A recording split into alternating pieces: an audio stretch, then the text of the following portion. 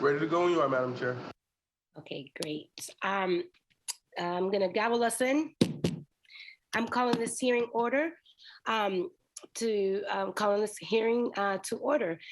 For the record, my name is Julia Mejia. I'm a city at-large councilor. I'm the chair of the Boston City's, what am I? I'm the chair of the Boston City Council Committee on Labor, Workforce, and Economic Empowerment. I'm joined by the lead sponsor of this docket, Councilor Worrell of District 4. And I believe I'm also joined by Councilor Aaron Murphy at large. And if anyone else is here, Kerry will let me know so that I can make sure that I recognize my colleagues.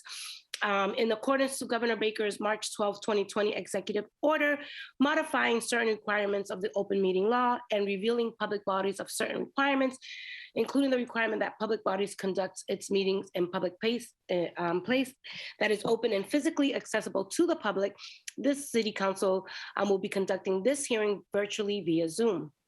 This enables the City Council to carry out its responsibility while adhering to public health accommodations and ensuring public access to its deliberations through adequate alternative means. This public hearing is being recorded. It is also being live streamed at boston.gov/city/council/TV and broadcasted on Xfinity Channel 8, RCN Channel 82, and Files Channel 964. For public testimony, written comments may be sent to the committee email at rob.cobb@boston.gov and will be made part of the record and available to all counselors.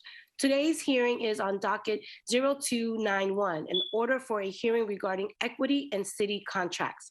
We are joined by the following panelists from the administration. Is panel one, Chief Shogun Urugu, who is the Chief Economic Opportunity and Inclusion, as well as Michael Miller, the Director of Strategic Procurement, Chief Mardi Angeli Solis Severa, who is the Chief Equity and Inclusion, and as well as Andrew Lima, who is the Deputy Director of Supplier and Diversity, BRJP unit. And so we'll kick off with them. And then our second panel are our advocates is Ellington Jackson, a small business owner, Brooke Woodson, who's the Suffolk Construction Trade Partner Diversity, Carl Kosku,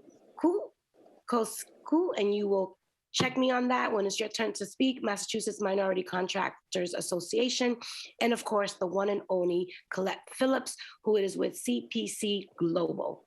I will now turn it over to my colleagues for opening remarks with the lead sponsor, Councilor Worrell. And I also just want to note that I am going to literally be keeping people to time. Councilor Worrell, if you could just open up with some quick remarks. I'm going to turn it over to you. You have the floor. Thank you, Madam Chair, and thank you to everyone joining us in this very important hearing on equity and city contracting.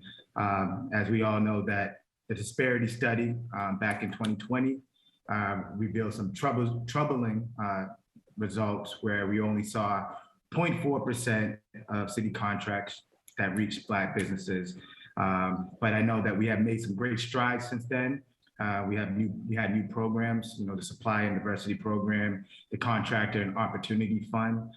We also have a new administration and a new chief who has been a strong advocate for making sure that the city contracting has more equity in it. So I'm just looking to dive in more to see what new initiatives, and also take a look at the numbers, because based on, I believe, the 2017 ordinance that we're supposed to have quarterly reporting on the city contracting numbers. So thank you to all the panelists that are joining me today. And I'm looking forward to this conversation around city contracting and making sure that we provide accountability and urgency to making sure that those city contracts get into the hands of Black and brown business owners. Thank you. Thank you, Councilor Worrell. I'm going to turn it over now to our colleague at-large Councilor Aaron Murphy, then followed by, and I also have been notified that we have been joined by Councilor Lara, representing District 6. So if my colleagues can keep their remarks brief, each panel will have 5 minutes to speak, just so that you prepare yourself accordingly. Okay, Councilor Murphy, you now have the floor. Thank you. Thank you, Councillor Mejia, and also the lead sponsor here, Councillor Worrell, for holding this hearing. I'm happy to be on the call and listening to the experts and the panelists to learn more about how we as a city can make sure that the opportunities are there for all of us across the city. So I'll be brief. I'm looking forward to the conversation and chiming in when I can, asking good questions. So thank you very much. Thank you, Councillor Murphy. Councillor Lara, District 6, you now have the floor. Thank you, Madam Chair, for hosting this hearing, and thank you to Councillor Worrell for sponsoring this order. The City of Boston has made a commitment to supporting small businesses and making our procurement process more accessible, specifically for businesses owned by marginalized communities. And so I'm really excited to be here to have this conversation. I've had the pleasure to following Chief Idowu in this work before we both came to City Hall. And we've committed to this work because we see the wealth building potential in using our city money to support city businesses. And I'm here because I want to learn more about how we're supporting Black and Brown worker-owned cooperatives in being a part and included in the procurement process here at the City of Boston. One of the things that we know about co-ops is that they break open this traditional business model for the benefit of the people who work there. The average employee-owned business has a 2-to-1 top-to-bottom ratio compared to a 300 to 3-to-1 pay ratio between like owners and employees in traditional businesses. Entry-level wages are higher, and they're not including the annual profit payouts. We know that co-ops are more resilient and so on and so forth. And so I think that if we are looking at our procurement process as an opportunity to build wealth within Black and Brown communities, then we need to make sure that we're also supporting businesses that are helping workers, protecting workers, helping workers, and entire communities build wealth through the work cooperative process. So I'm excited to hear from Chief Idowu about what that is looking like on the city level. Thank you. Thank you, Councillor Lara. I've also been informed that we have been joined by our colleague, Councillor Tanya Fernandez-Anderson, who represents District 7. Councillor Fernandez-Anderson, you now have the floor.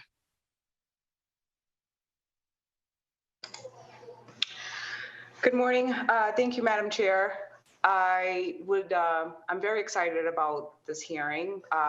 Councillor Worrell, thank you so much for filing. Looking forward to understanding the process which the city uses for procurement contracts and understanding how we can improve it if need be. Looking forward to learning and asking questions. Thank you so much. Thank you, Councillor Fernandez-Anderson. I also just want to quickly offer a few remarks. You know, as this is my 27th month in this job, and I've learned a lot about how the city works and doesn't work. For those who are really trying to be contractors in the city of Boston, the process can be cumbersome and overwhelming, and oftentimes you go through this entire process and your return on investment in terms of the amount of energy that you spend often doesn't yield the results that you're hoping for. So I'm incredibly encouraged and grateful to my colleague, Councillor Worrell, for bringing this hearing forth and looking forward to the conversation. So with that, I'm going to turn it over to our panel. We will start with presentations from the administration, followed by questions by our colleagues.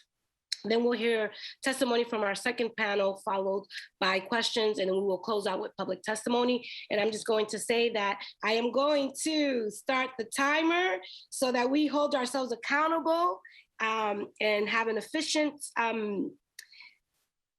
hearing, because we can go on, and I love it, but I want to make sure that we get to the meat of the work here. So Councillor, excuse me, I'm upgrading you already. Chief, you now have the floor.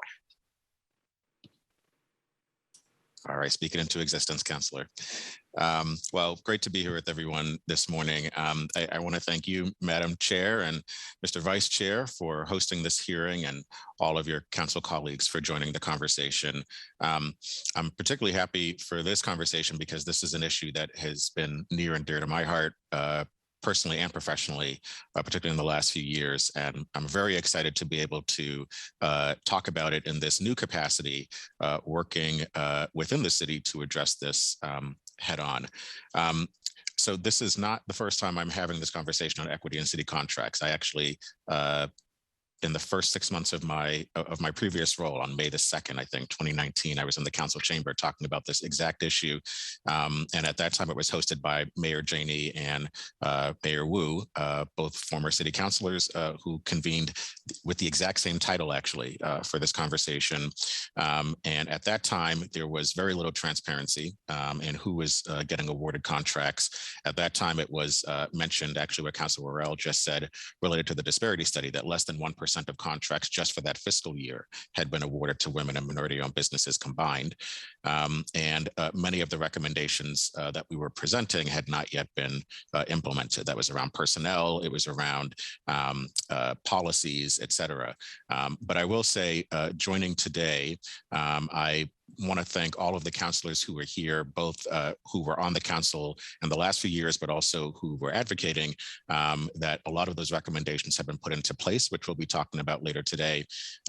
Following my remarks, there's going to be a short overview of the current procurement process, just so everyone has a baseline understanding of that process at the city level. After that, there'll be a presentation of the most recent available data, which is the first 2 quarters of fiscal year 22, which is July 1 to December 31 of last year. And we'll end our presentation with the review of the work done to date, like the addition of dedicated personnel, hosting opportunity fairs, the grants that Councilor Worrell mentioned. And we're also going to preview policies and initiatives that we are working now in this new administration to advance to address this issue head on. The data today is going to be reflective of the previous administration, but today's conversation is an important baseline for all of us to measure ourselves against when we reconvene in spring of 2023 to look over the impact of what we are working together to move forward. So I'll just say, you know, I had the great privilege of the work I did in the previous organization I worked with, and I'm looking forward to working with all of the councilors here to advance our shared agenda of making sure that Black and Brown and other businesses have access to the wealth that this city can generate. So I'll kick it over to Michael Miller, who will be leading the presentation. Great. I have to just say, Chief, that you were under 5 minutes, so that means that your colleagues can take up that time. So go ahead. Michael, you now have the floor. Wonderful. Thank you, Madam Chair. And thank you, Chief, for the introduction. Hi, my name is Michael Miller. I'm the city's Director of Strategic Procurement, sitting out of the A&F cabinet, working out of the CFO's office. I've been here for about a year, and one of the great things that I've had the opportunity to do is build on a lot of the energy that this group and Chief Adu, before he joined the city, had actually really started driving, as well as Mayor Wu. So there have been an enormous number of projects that have been in flight, and we've been able to start pulling a lot of them together. So today, we'll take a quick moment and walk through some of the details on a brief overview of how it is that we contract, what some of the timelines are, to try and wrap a little more around what the Chief said in terms of some of what you're seeing and why the data is reflective of something that seems to have happened a while ago. So, Andre, can we kick forward?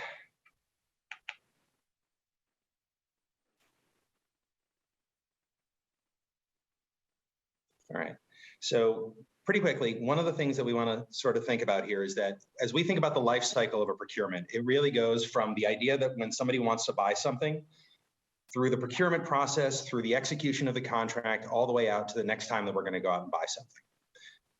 So for today, we're going to be focusing on just that first piece with this one contract, which is basically starting with, what is it I'm going to go get? And then who are the businesses that are out there that provide this service? What are the ways that this has been done? What are the things that happen? So that type of preparation is quite substantial. It can take anywhere from 2 weeks to 6 months. And this is things in terms of looking out in the community, researching what businesses are there, developing your RFP, figuring out what goes in it, what the evaluation criteria are, what are the requirements in terms of what the business can do, what their experience needs to be. And then what are the things that you're looking to get out of it? This is one of the, it's often skipped over because people start thinking about the award and the contract, but at the end of it, so much of this is decided really close up front when people are actually framing out what it is they're going to be looking for. So again, that can take anywhere from 2 weeks to 6 months or even longer in some cases. From then, we actually go out and we release the bid. There are a number of different laws that this can be governed under, whether it's for goods and services or construction, and lots of these have different timelines and a whole bunch of quirks. But in this case, fundamentally, it's things are going to be out there in public for people to know about for anywhere between 2 to 12 weeks is about the average. There are outliers on the longer end. Sometimes these things are out for longer if it's a truly complex piece. But again, things are out in the field. Then we actually find the bids come in, we award the bid, we award the contract, and then we get ready, the services are rendered. That can sometimes take weeks, months, or even years in some cases. One of the actual, we'll get into in a second, but then as those services are rendered, then the invoice happens, and then we actually make the payment. Seems like a pretty obvious thing, but the big thing that we do here is as we're measuring, we measure based on spend. Because at the end of the day, it's not about just what the contract says, it's how many dollars are getting into the hands of those businesses. And that's the real hard number. There are things that we're trying to do in terms of getting quicker and easier, but, and Andre, can we kick forward? Again, one of the big things to remember is that our interventions, as the chief said, our buying plan, the opportunity fairs, capacity building grants, a simplified certification process. This is all stuff that's happening very early on in the process. And then once things are out in the field, a lot of the interventions that we've seen so far and some of the good, important work we've done in terms of the equitable procurement process and the outreach that goes along with it, the contract-specific goals on construction. These are things that happen prior to award. And it can sometimes be a year or even up to 3 years almost at the full length of a contract before something shows up in payment. So again, the things that you're seeing are going to show up much, much later sometimes. Specifically, as we were looking through the data on this, there was a $1.6 million payment for fire apparatus that went on in December of 2021. And that contract actually began in April of 2019, before the equitable procurement process actually began. And so as you're seeing this, again, I know it's always, we want to see the results and we're trying to move as quickly as we can, but some of this stuff just takes time. We're doing everything and we're pushing as hard as we can, but the results are going to take a while to show up in the data. So next, please. Okay, again, that's sort of the simple piece there. I'm actually going to kick it over to Jen Dufour on our team to walk a bit through some of the actual spend for the last 2 quarters and to give a bit of context.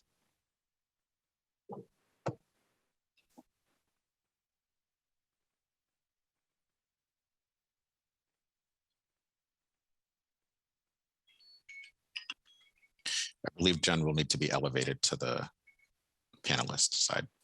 I didn't see Jen on my list of folks speaking, so Carrie, if you don't mind bringing Jen into the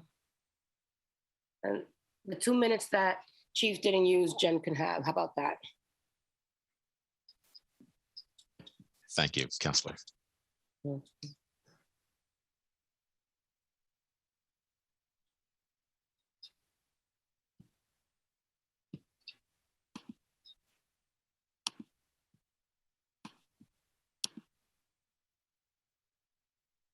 I see Jen. Should I just bring, I'm gonna promote you.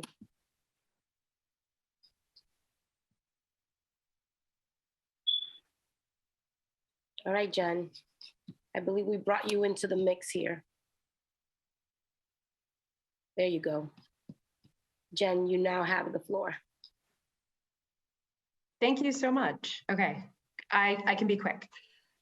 Good morning, my name is Jen Dufour. I am the procurement process manager for the city, and I'm working out of procurement and ANF and tightly with the folks on this program.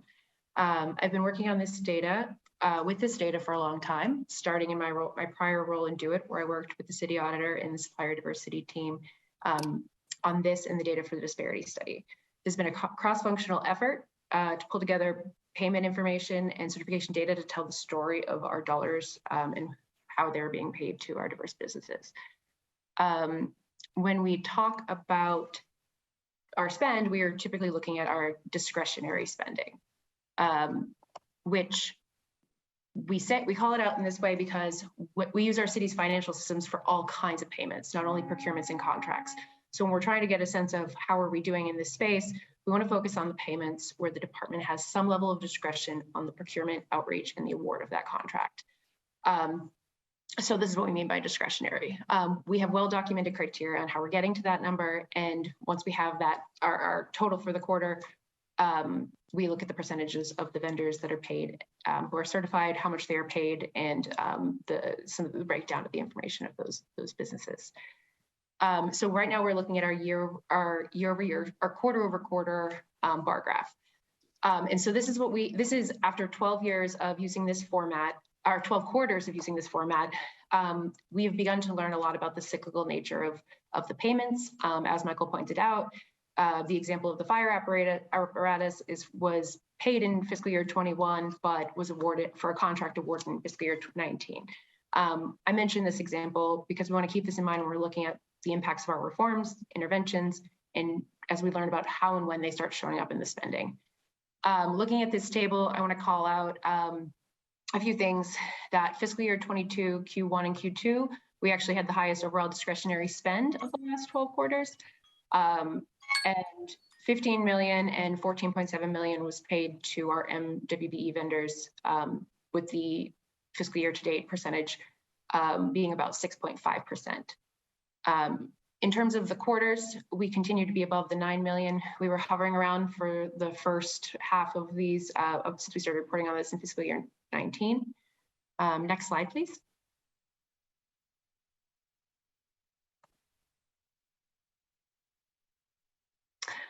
And here's where we're looking at comparing the quarterly percentages of the spend with our MWB businesses. We can see here some spikes during COVID, payments related to COVID. There's specifically calling out the higher quarters in fiscal year 20 Q3 and fiscal year 21 Q1 for some of the substantial orders for Chromebooks for BPS. Next slide, please. And this is a chart that you may be familiar with, and this is what we've been using to kind of get a grasp of an understanding of like what information we have to calculate the amounts and the percentages. This discretionary data is where we have started in terms of measuring our progress and collaborating to really make sure we understand what we're looking at. And we know that there's a lot more information and things to learn in this. Okay, I'm going to kick it over to Andre Lima to talk about the supplier diversity interventions. Hi, everyone. My name is Andre Lima. I am the Deputy Director of the City's Supplier Diversity Program and the Boston Residents Jobs Policy. I'm going to walk us through some of our recently implemented initiatives. But before I dive into any of them in detail, I wanted to give the Council sort of a broad overview of our approach to supplier diversity. And I think our strategic approach can be divided up into three sort of areas, starting with process improvements, pipeline development, and policy and program development. I'm not going to touch on every single one of these right now, but I wanted to call out a few that are relevant and a few that I'm going to jump into in greater detail in a second. So over on the left-hand side of the slide, in the process improvement section, we have launched a new online business certification application, which has supplemented the historical paper-based certification application. So this new application has significantly decreased the amount of time it takes for a business to get certified and the time it takes for us to review and approve an application. It's also given us an opportunity to collect better and richer data from the certification applications, which feeds into a lot of our new programming and initiatives, which I'll touch on in a little bit. Additionally, we launched the city's first buying plan. I'm going to go into a little bit more detail about this in about 2 minutes, but the sort of summary is that the buying plan is a forecast of upcoming city procurements that we can get into the hands of small businesses, giving them sort of essential lead time in submitting competitive bids. Over in the center column here, you can see pipeline development is another incredibly important piece of the puzzle, starting with capacity building grants that our office issues. I'll dive into that more in a little bit. A monthly newsletter, and I think most essentially one-on-one consultations with businesses. And then finally in the policy and program development section, really working to create accountability, both at the city level and the department level for meeting the city's NBE and WB utilization goals. Activities in this category are contract-specific NBE and WB utilization goals, the sheltered market program, which my colleague Mike and I will go into in greater detail in a moment, as well as revised solicitation language and evaluation criteria, placing a greater emphasis on supplier diversity in city contracting. So the first of these that I want to jump into is the city's buying plan. One of the most frequent pieces of feedback we get from small businesses about the pain points in contracting in the process of contracting with the city is having enough lead time to prepare competitive bids. So this collaborative project, which we launched last year, is essentially designed to do just that, to give businesses information about upcoming city procurements so that they have time to prepare competitive bids. You can see the screenshot is actually taken from the buying plan, which is publicly viewable on boston.gov. And you can see the design is user-centric, the user here being small businesses. And for that reason, we've organized by product rather than department. It's searchable with filters to refine searches by a variety of criteria. And for the FY22 buying plan, about $65 million in city procurements were included. We are currently working on the FY23 sort of version 2 of the buying plan with particular improvements like search optimization with more procurement information and a greater representation of city departments, with our preliminary projection at about $500 million in city business included.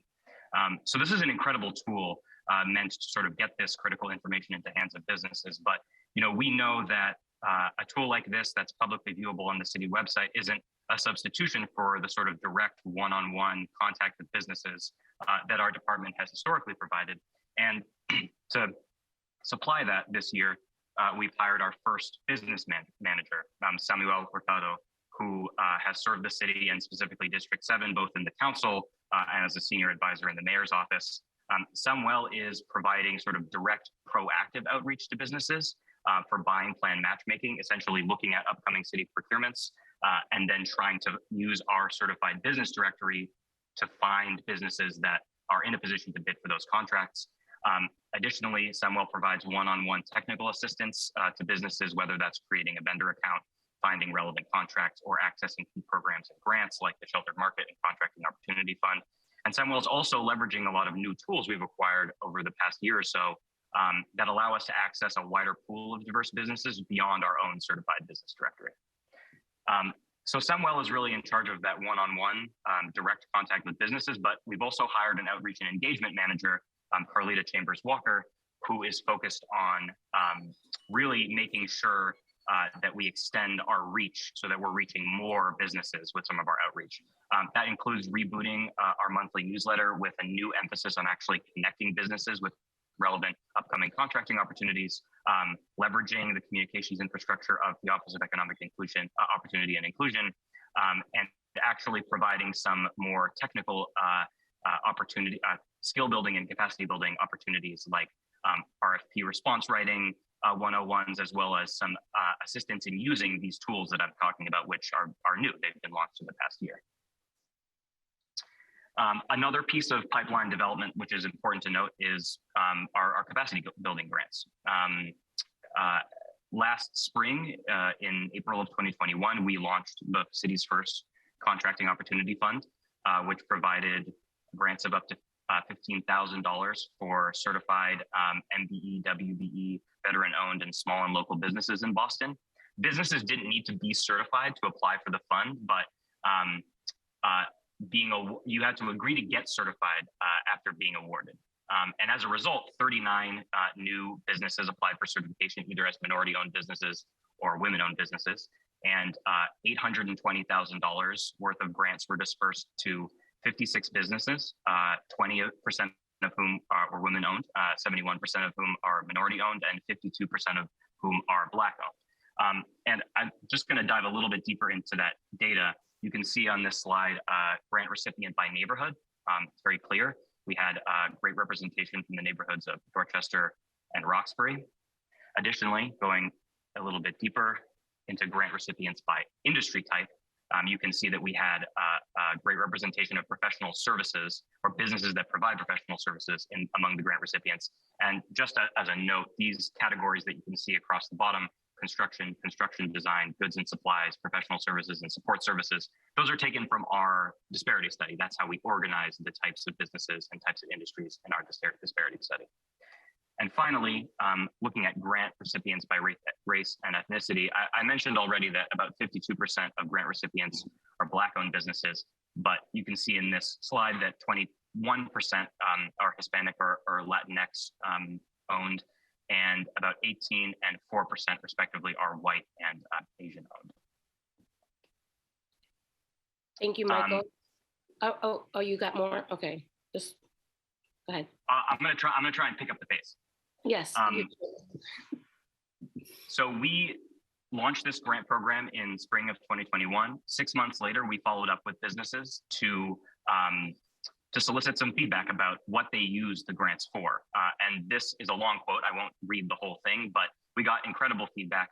One Boston-based WBE reported that they hired a new employee and expanded a relationship with a contractor. And as a result, were able to submit a bid for their first contract with the city.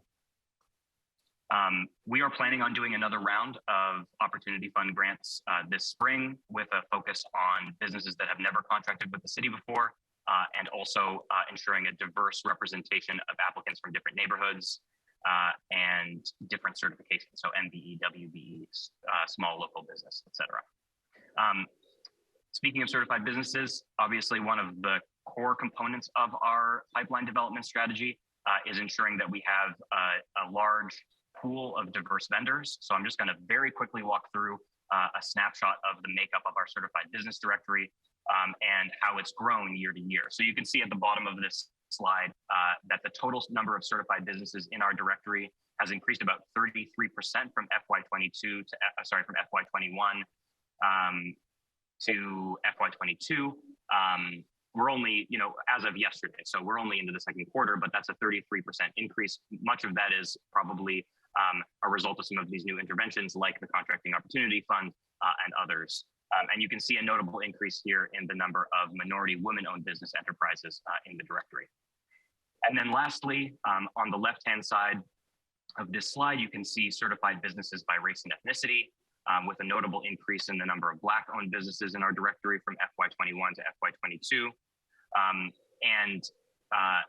One thing to note here is that the actual totals won't equal the totals on the previous slide. That's because when applying to be a certified business, businesses can check all race ethnicities that apply to them.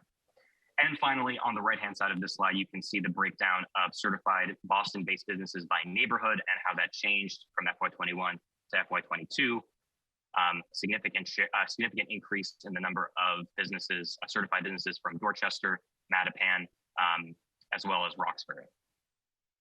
So that's a little snapshot into supplier diversity initiatives that we've launched recently, and I'm going to collaborate a little bit with my colleague Mike on walking through the sheltered market program and some other new initiatives. Okay, thank you for that. And I just want to note and celebrate that we did definitely give you an extra time there. And I think it's important for us to have a good understanding of the data. So really do appreciate you compiling that. So next I'm gonna move over to who is next on my list? Chief, I believe it's Chief Solis Serrera. You now have the floor.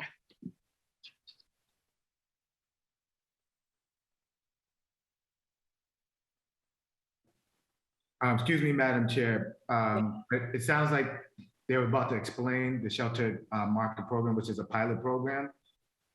Oh, Madam Chair, so I don't think that the Equity and Inclusion Chief was able to join our conversation today. She may be sending something in writing. I know she sent her regrets earlier.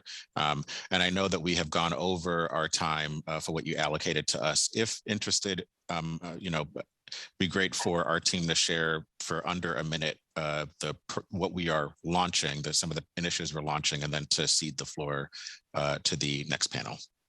Yeah, no, I do appreciate that update. And yes, by all means, go ahead and take this time to share. Go ahead. All right, so Andre and I will tag team our way through this one very quickly, but the sheltered market program is something that was provided for under Chapter 30B. Earlier on, I had quickly mentioned there are several different laws Chapter 30B is the one that governs the procurement of goods and services. Section 18 in it allows us to, with a vote of the City Council, the Chief Procurement Officer can then actually create a sheltered market that allows us to take individual contracts and designate them for availability and to only be available effectively to minority and women-owned businesses, specifically as ones that have a proven disparity through the Disparity Study. Simple, easy. This is very much a pilot program that's focused on getting just to figure out as much as we can about it and get better at it, learn. This is the first one that's been done in the Commonwealth. Andre, do you want to take it? Yeah, so I can just do a very brief moment. We are just at the point where the procedures for the sheltered market program have been filed and the program is set to launch next week. We are also doing a very ambitious outreach project to ensure that we, first of all, educate minority-owned and women-owned businesses about what a sheltered market program is and what this opportunity entails. And then more specifically, making sure that minority and women-owned businesses in the city know how to go about submitting a bid for these contracts specifically.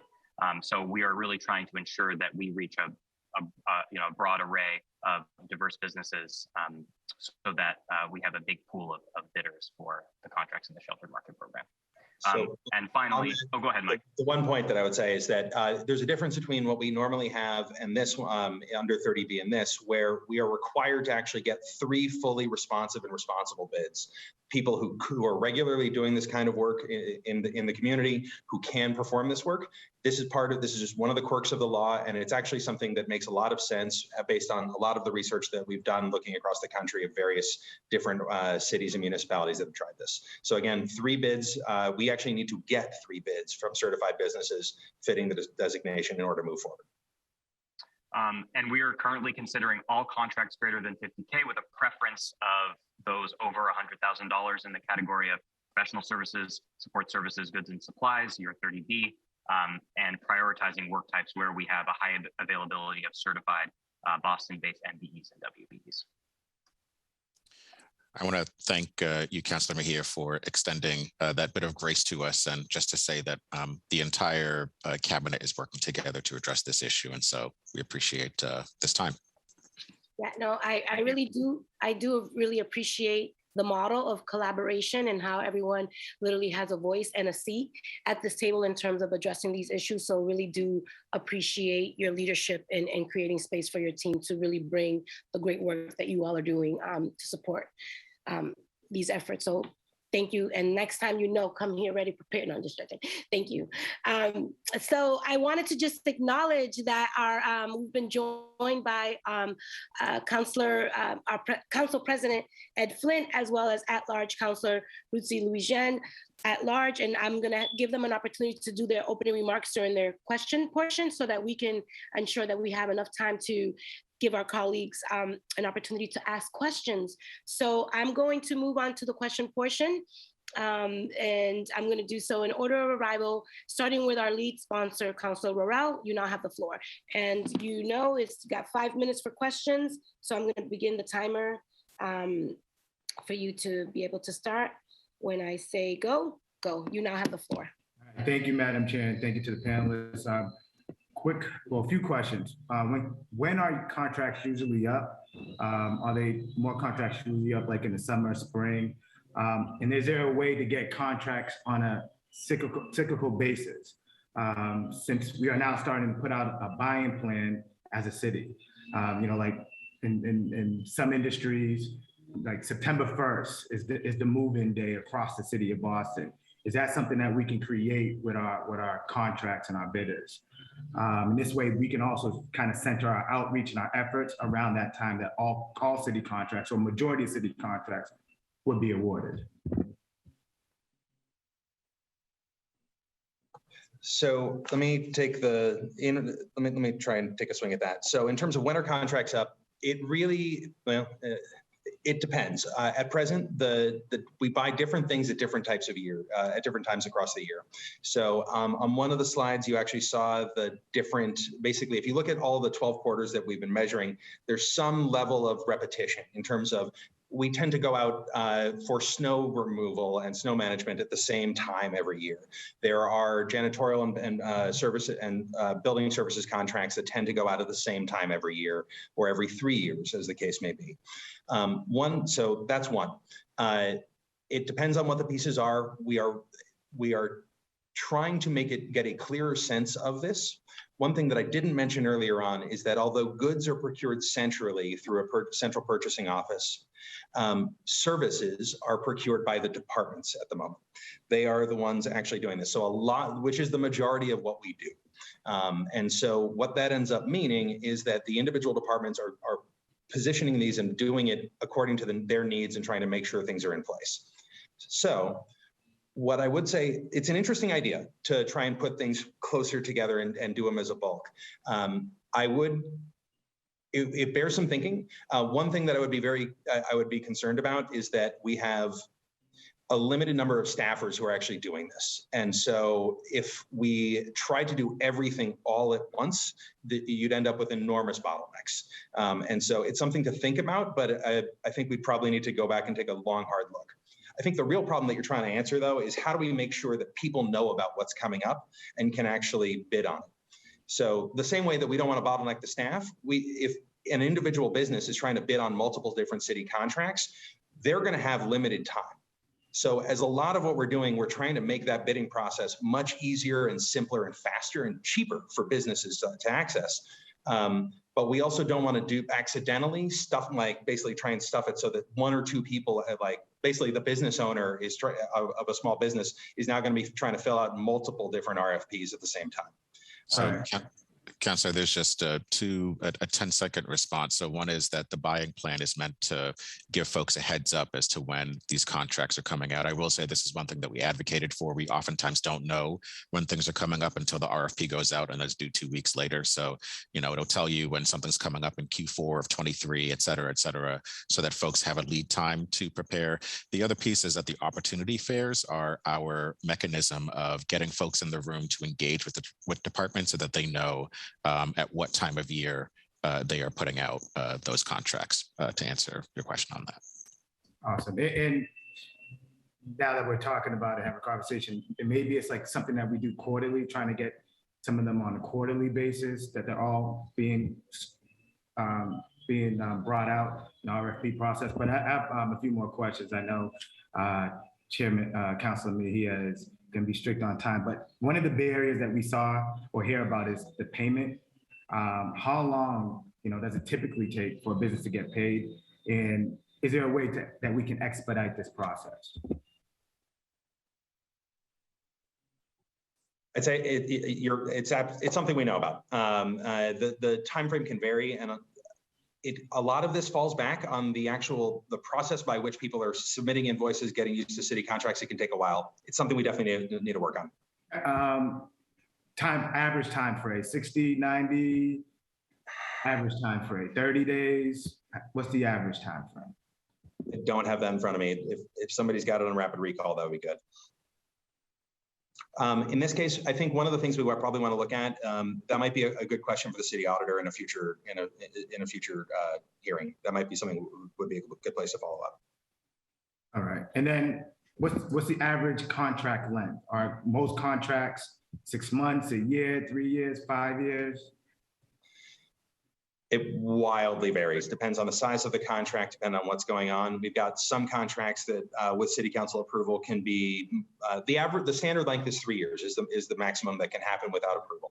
So people tend to make longer and larger contracts than their initial thought because the process is a little more complicated, and so people tend to make them with larger not to exceed values and longer timeframes. Awesome. And then my last question, Councilor Mejia, the report, is there any way that we can have the report, format it so that it represents the same categories and subgroups that were outlined in the 2020 Disparity Study? We've heard some concern that the data doesn't break down to show, racial and ethnic groups. So is there any way that we can have the data be broken down to show those racial and ethnic groups that are in the 2020 Disparity Study? We can look into that for sure. One of the things that we're working with is trying to gather a full picture of like ethnicity data. We have it for our certified businesses by Boston. We don't necessarily have it from the SDO. So in order to tell that full story, we would just need to kind of build upon some of the information we have. But we can look into it for sure. Thank you.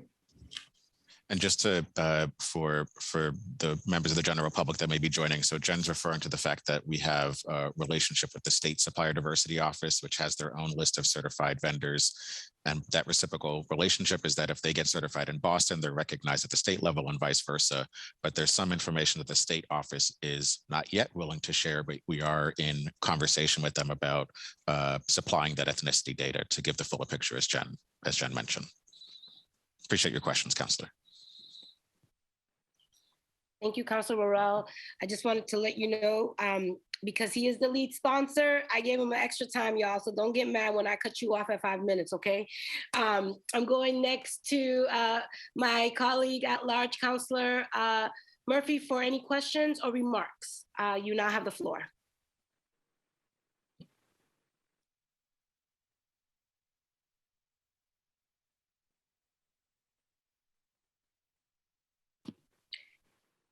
Councilor Murphy, if you are still with us, inviting you to the to make any remarks or questions.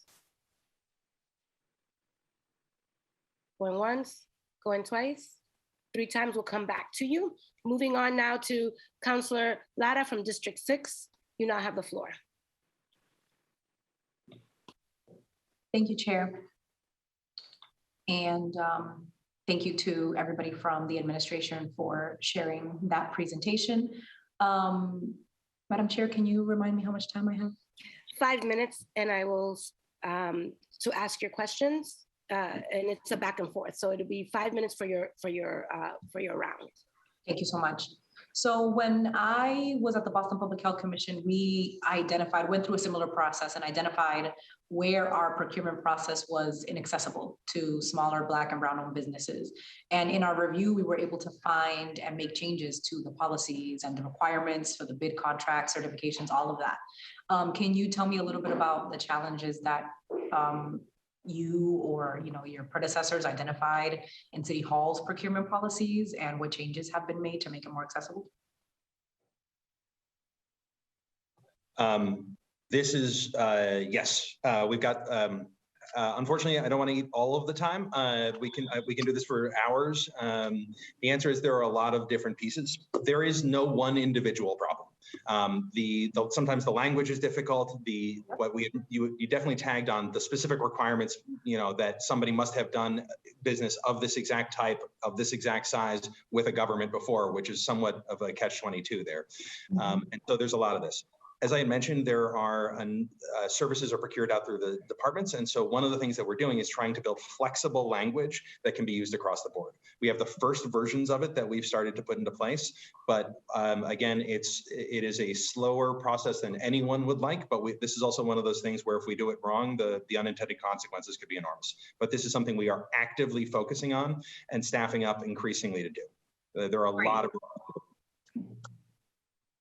Thank you. I really appreciate that. And I hope that I can check in with Chief Idowu if there, I know that like you said, there's a long list. There's not one identifiable problem, but I would love to see which ones you already have and what you've been able to do about them. Is there currently any preference given to worker-owned businesses? There's no preference given to worker-owned businesses at this current moment. And I just want to acknowledge and appreciate your bringing that question and point up in your opening remarks, because it's not even a category that we track as a city right now. But because of that question and that point, I'll be happy to work with your office to make sure that it is something that we're tracking, not just in what we're spending, but identifying the cooperatives that exist within the city that we should be doing active outreach to get them to be part of the pipeline.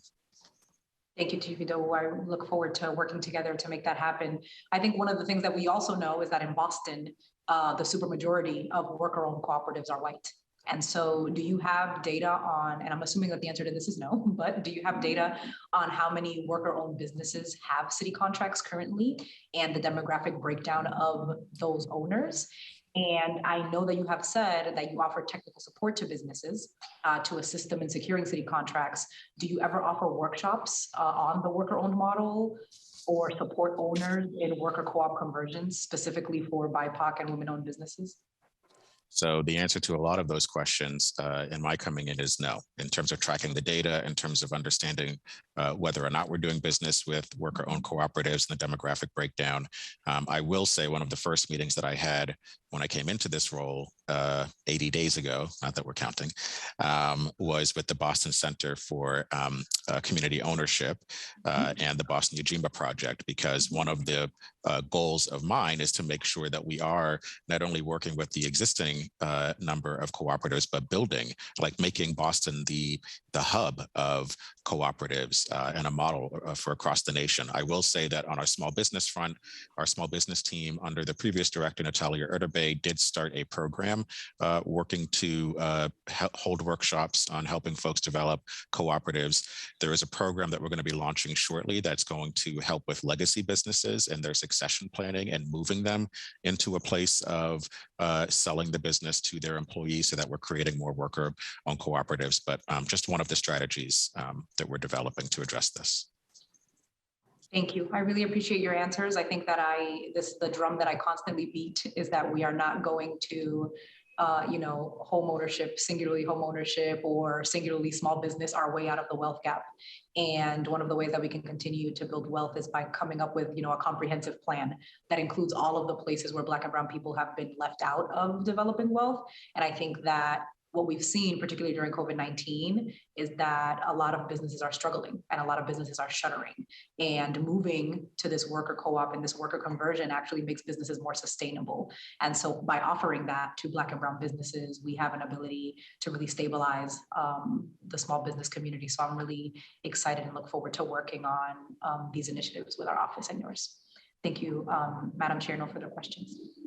Thank you, Councilor Lara. I really do appreciate, and you stayed right on time. Really do appreciate all of your thoughtful questions and really kind of helping us think through a third way, right? You're absolutely right. So I'm gonna go now to Councilor Fernandez-Anderson. You now have the floor. Thank you, Madam Chair. My questions are hopefully as simple as they get. In terms of the shelter market program, I really want to understand the deliverables. If you have a report on that, if you don't, when can we expect that, please? Report on the deliverables. So could you, let me see, I'll answer very briefly and tell me if this is not the answer to the question that you asked. As a piece of this, so we are targeting this as a pilot first. It was authorized for 6 months and 6 contracts, up to 6 contracts. Again, really trying to stand this up, get the procedures right and move it on. In the procedures, and those are publicly on the website and we can share them, there was a requirement for, it's also in the law, of what a report is going to be written following any authorization period and at least annually. And so that has a lot of things in it that might answer the question. So that would be coming after the authorization period. Is that the answer? Is that an answer to the question you were asking? Well, you've told me when it's coming out, not that you have it, but, or the deliverables. So I'll find the answer in something that's coming out, right? Councilor, so just to clarify Mike's comments, so the deliverables are awarding these 6 contracts by June 30th. And as part of the presentation, our goal is to make sure that these are valuable contracts and not these $10,000, $20,000 contracts, but substantial contracts. And so there will be a report out to the City Council after those contracts have been awarded, detailing what those contracts were, what departments they came from, the value of those contracts, and where we are in the process in creating or standing up a fuller program beyond the pilot. Understood. Thank you so much. And is there a ratio done between the businesses who received the grants and the actual existing number of minority-owned businesses? Do we know exactly how many minority-owned businesses that exist in Boston? And have we compared it to exactly how many actually received to the 56? So we do know that we have roughly 40,000 small businesses in the city of Boston, and there is a rough breakdown in a report put out in 2016 of the breakdown of the racial and ethnic categories. We have not put together a report so far as I know or have seen, comparing it to the number of, the number of those who received grants versus the number of businesses that exist, but happy to put that report together for you. Thank you.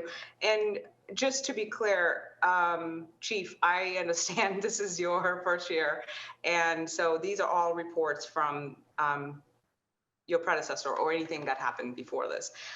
So I do appreciate you accommodating us to something that you had nothing to do with and trying to repair.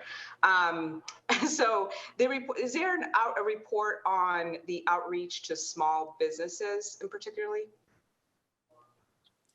So if we're outreaching to small businesses, Michael, I see your eyebrows going in.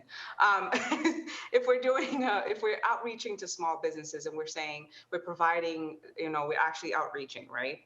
And we are trying to get minority, and we're saying, look, there's no minority businesses that can actually, that we can actually contract for this thing here, for this job. Do we have a report that we've actually outreached and what happened? We outreach, we put this out, we outreach to this many businesses, and this is the result. Is there something like that? I can take this one. We don't have a sort of a comprehensive report on all of the different outreach activities that our office specifically conducts. Some of your question, I think, is answered in the disparity study, and we do have information about our outreach to certified businesses and our contact with non-certified businesses in the certification process, as well as information about the outreach we've done for grant programs and other initiatives. I also want to note that the contact that the city has with small diverse businesses is not isolated just to the supplier diversity program, but also to the small business development unit of economic opportunity and inclusion. So we don't have currently a report that covers all of those activities, but we'd be happy to start sort of like pulling something together that sort of in a more comprehensive way captures the scale of the outreach to small businesses across those different units. Thank you. Is there a way to lower the barriers for businesses that are not in good standing with the city? Because I said this before, it's just, I think I used the word stupid, and it is stupid, but today I'll just say it's dumb. Like, how are we not working with people? Like, can we lower the barriers so that, and I know this is not with you guys, but I'm interested in that conversation. Well, is there a way that we can lower the barriers? Yes, Councillor. So even though it may not be our particular shop, we can still be advocates based on that question. And you're absolutely right. So I will say that this is an active conversation with the law department, addressing how we can make that happen, by not setting a bad precedent, but also making sure we're getting support to businesses that quite frankly need it. If they're in bad standing with the city, there's a reason for that, and we don't want to penalize them because of that. So happy to update you when we reach a conclusion on that. So Chief, you agree that it's stupid? No, I'm kidding. I'm kidding. So it's last question before I get chopped up. I'm about to get chopped up. The five, you exceeded your time. But just one more question, and we're going to move on to Council President Flynn. So one last question. Thank you so much for your grace, Madam Chair. We have to lead by example. So two things: how are we involving the community in the policy and program development piece? And what is the demographics of your organizational chart, please?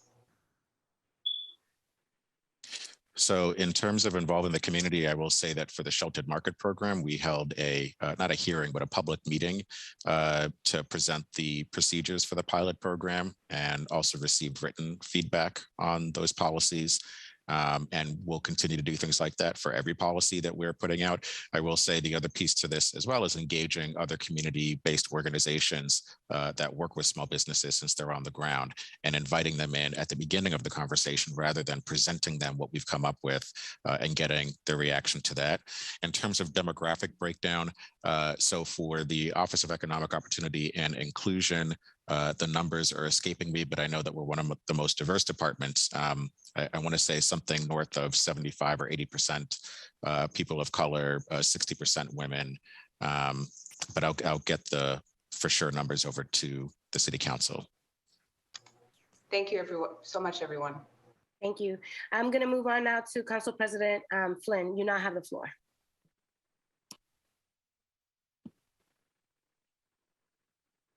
Councilor Thank you, Flynn. Council. Thank you, Council Mejia, and thank you to the administration staff that is here with us, especially the chief. It's good to see you, Chief. I was just listening to the conversation back and forth and very informative. Appreciate the comments from the administration staff on how they're moving forward. I also heard that Sam Hurtado is now the Diversity Supplier Business Manager at Economic Opportunity Inclusion. I had the opportunity to work with Sam for about 4 years, and he's excellent, very, very professional, hardworking, dedicated person. So just wanted to mention that. So I forget, one of my colleagues mentioned the outreach or the assistance you're providing women-owned businesses. Can you expand on that answer? Yeah, certainly. So I'm gonna do sort of like categories. So first of all, we now and historically provide a great deal of technical assistance to businesses who are interested in getting certified as women, minority-owned, veteran-owned, or small and local businesses. So we have, a weekly office hours where our great certification manager, Stacey Williams, provides one-on-one support for businesses, whether that's, compiling the relevant documentation that businesses need to submit to get certified, navigating the actual certification application, or just answering general questions about the certification process. We have a weekly standing opportunity for businesses to talk with Stacey one-on-one. That was actually something that we did in person in the past, but we've been continuing the service virtually for the past couple of years. So that's one example. In Samuel's capacity as the business manager, his responsibility is sort of not for the certification technical support, but for some of the technical support in the actual discovery of contracts. So part of that is certification, part of that is sort of contract matchmaking. So looking at procurements that are coming down the pipe, and we now have several new tools to help us and businesses do that more effectively, and actually using the information we have on businesses in our certified business directory to start making some of those connections and alerting businesses to the opportunity. We're doing this, part of the strategy for Sheltered Market is doing exactly that. And so that's sort of how Samuel fits in sort of an immediate project that we have open right now, making sure that, when the contracts are selected for the Sheltered Market program, that we are leveraging all the information that we have through the certification program on the various minority and women-owned businesses in the city to ensure that they get notified of those opportunities immediately. And then finally, we have historically done and continue to do opportunity fairs, which are meant to connect business with department to get a better sense of sort of their procurement schedule for a fiscal year.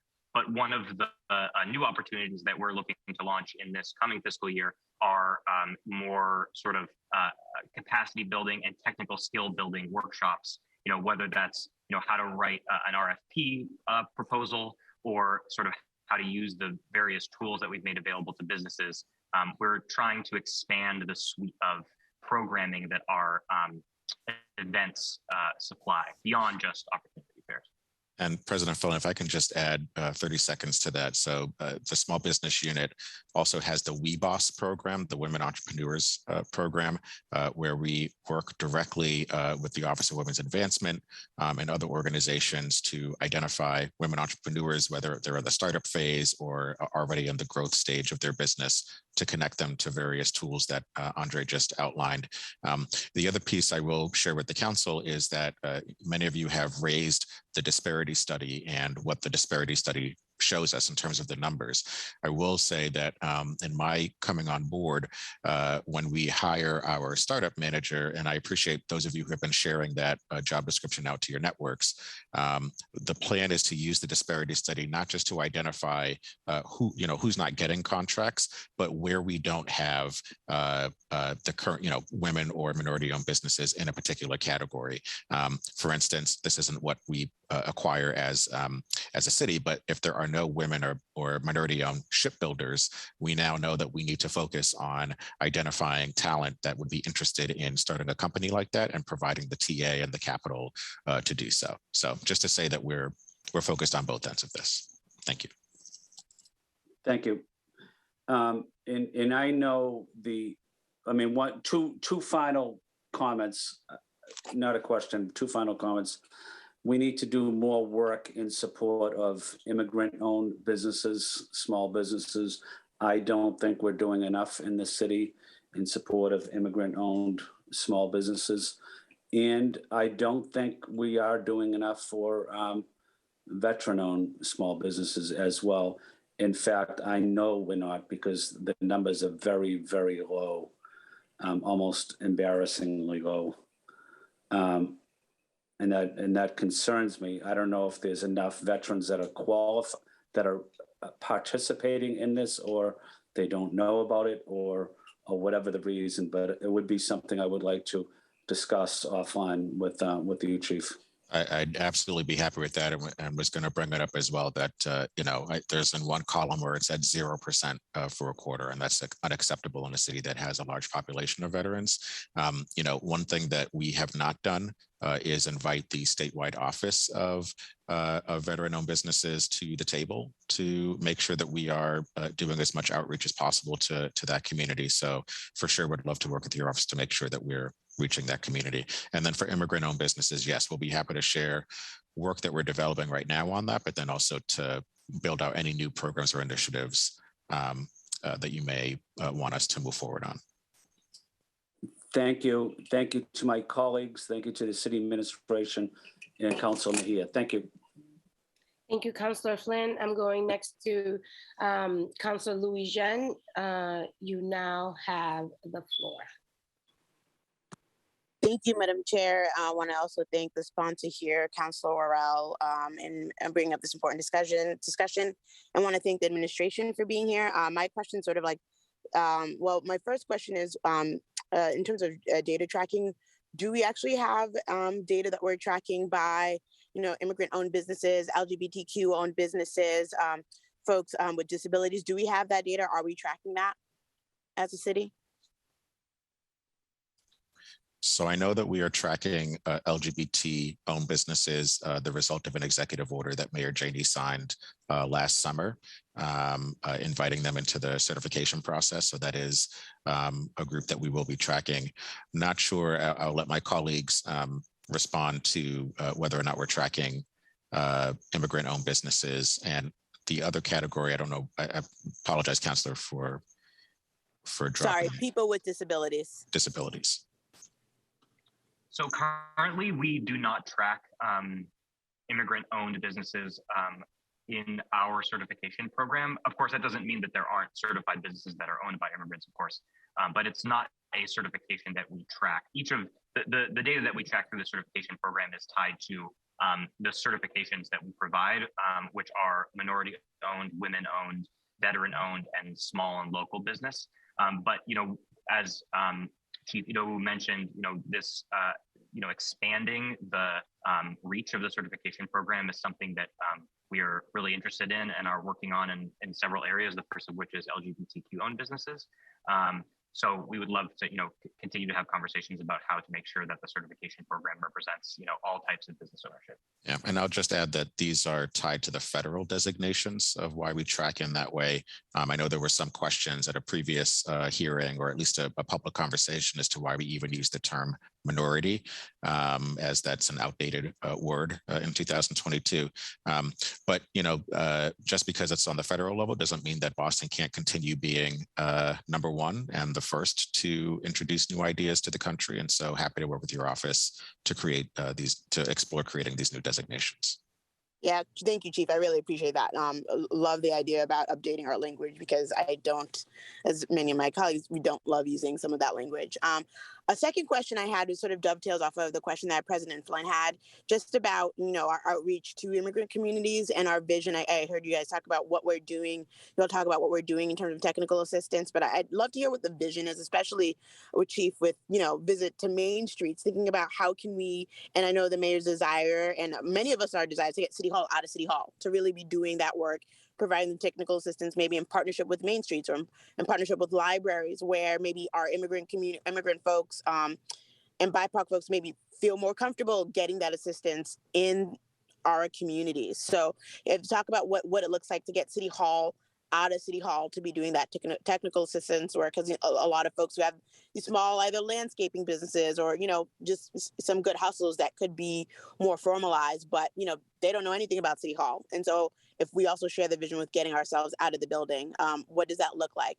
What is the vision for technical assistance? Right, and not being satisfied with doing the bare minimum, right? So before the city would be fine with, oh, we posted something online and therefore that means that we've done what we're supposed to do.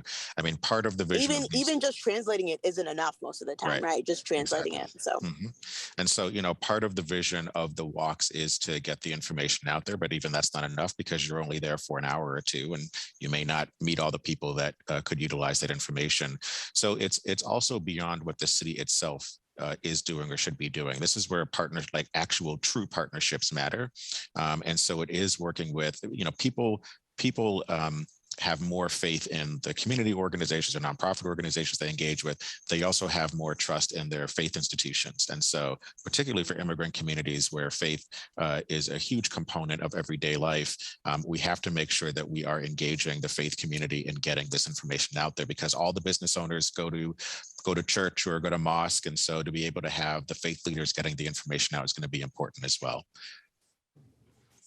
Thank you, and I look forward to working with the office on that. But I appreciate your time here and all the work that you guys are, and the vision setting that your office is trying to do. So thank you. Yes.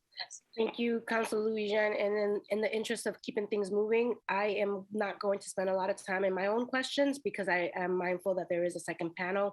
And I know that the lead sponsor has asked for a second round of questions. So I'm going to offer an opportunity for Councilor Worrell to ask his second round of questions. But for me, I'll even put myself on a timer.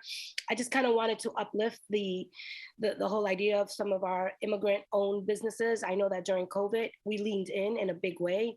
We had to create a WhatsApp chat, and we have over 80 immigrant businesses that have been supporting each other in navigating the contract and opportunity opportunities for the city.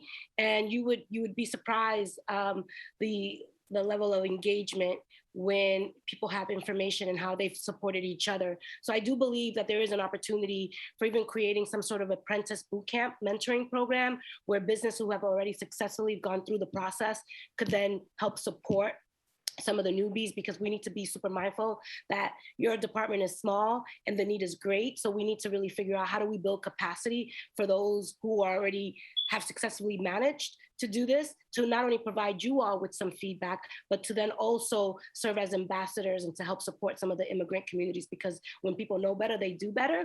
And they also share information in ways that help support the larger community. So I just kind of want to throw that out there as something that for you all to consider.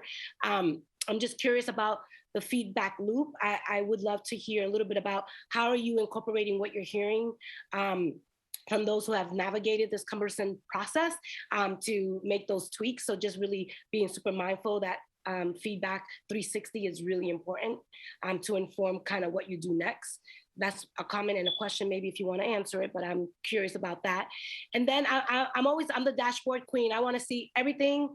I want to track your entire journey from the moment from the moment you get the application to the time that you process it to whether or not you've been awarded it. I need to see all of that. And I think that there's something to be said when we're documenting somebody's journey, because we can learn a lot along the way in terms of what we can do to improve it. So I think that documenting that journey in some way, shape, or form would really help. And then the last two things that I'll say is that, you know, in my work in the education space, I worked with a lot of vendors, people who did wellness and yoga and non-traditional. They didn't have a shop, but they definitely had a service to provide.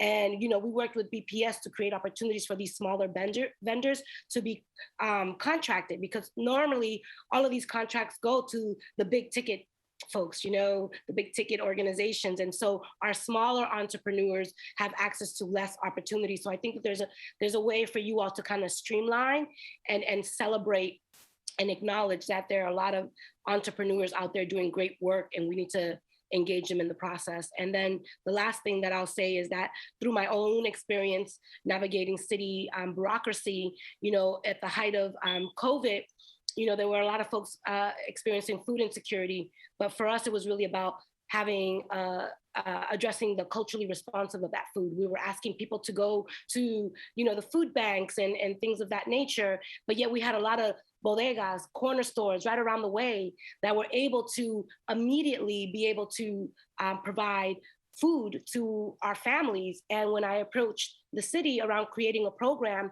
for this bodega project, I was met, well, they're not vendors, and you know, this was going to take a long time.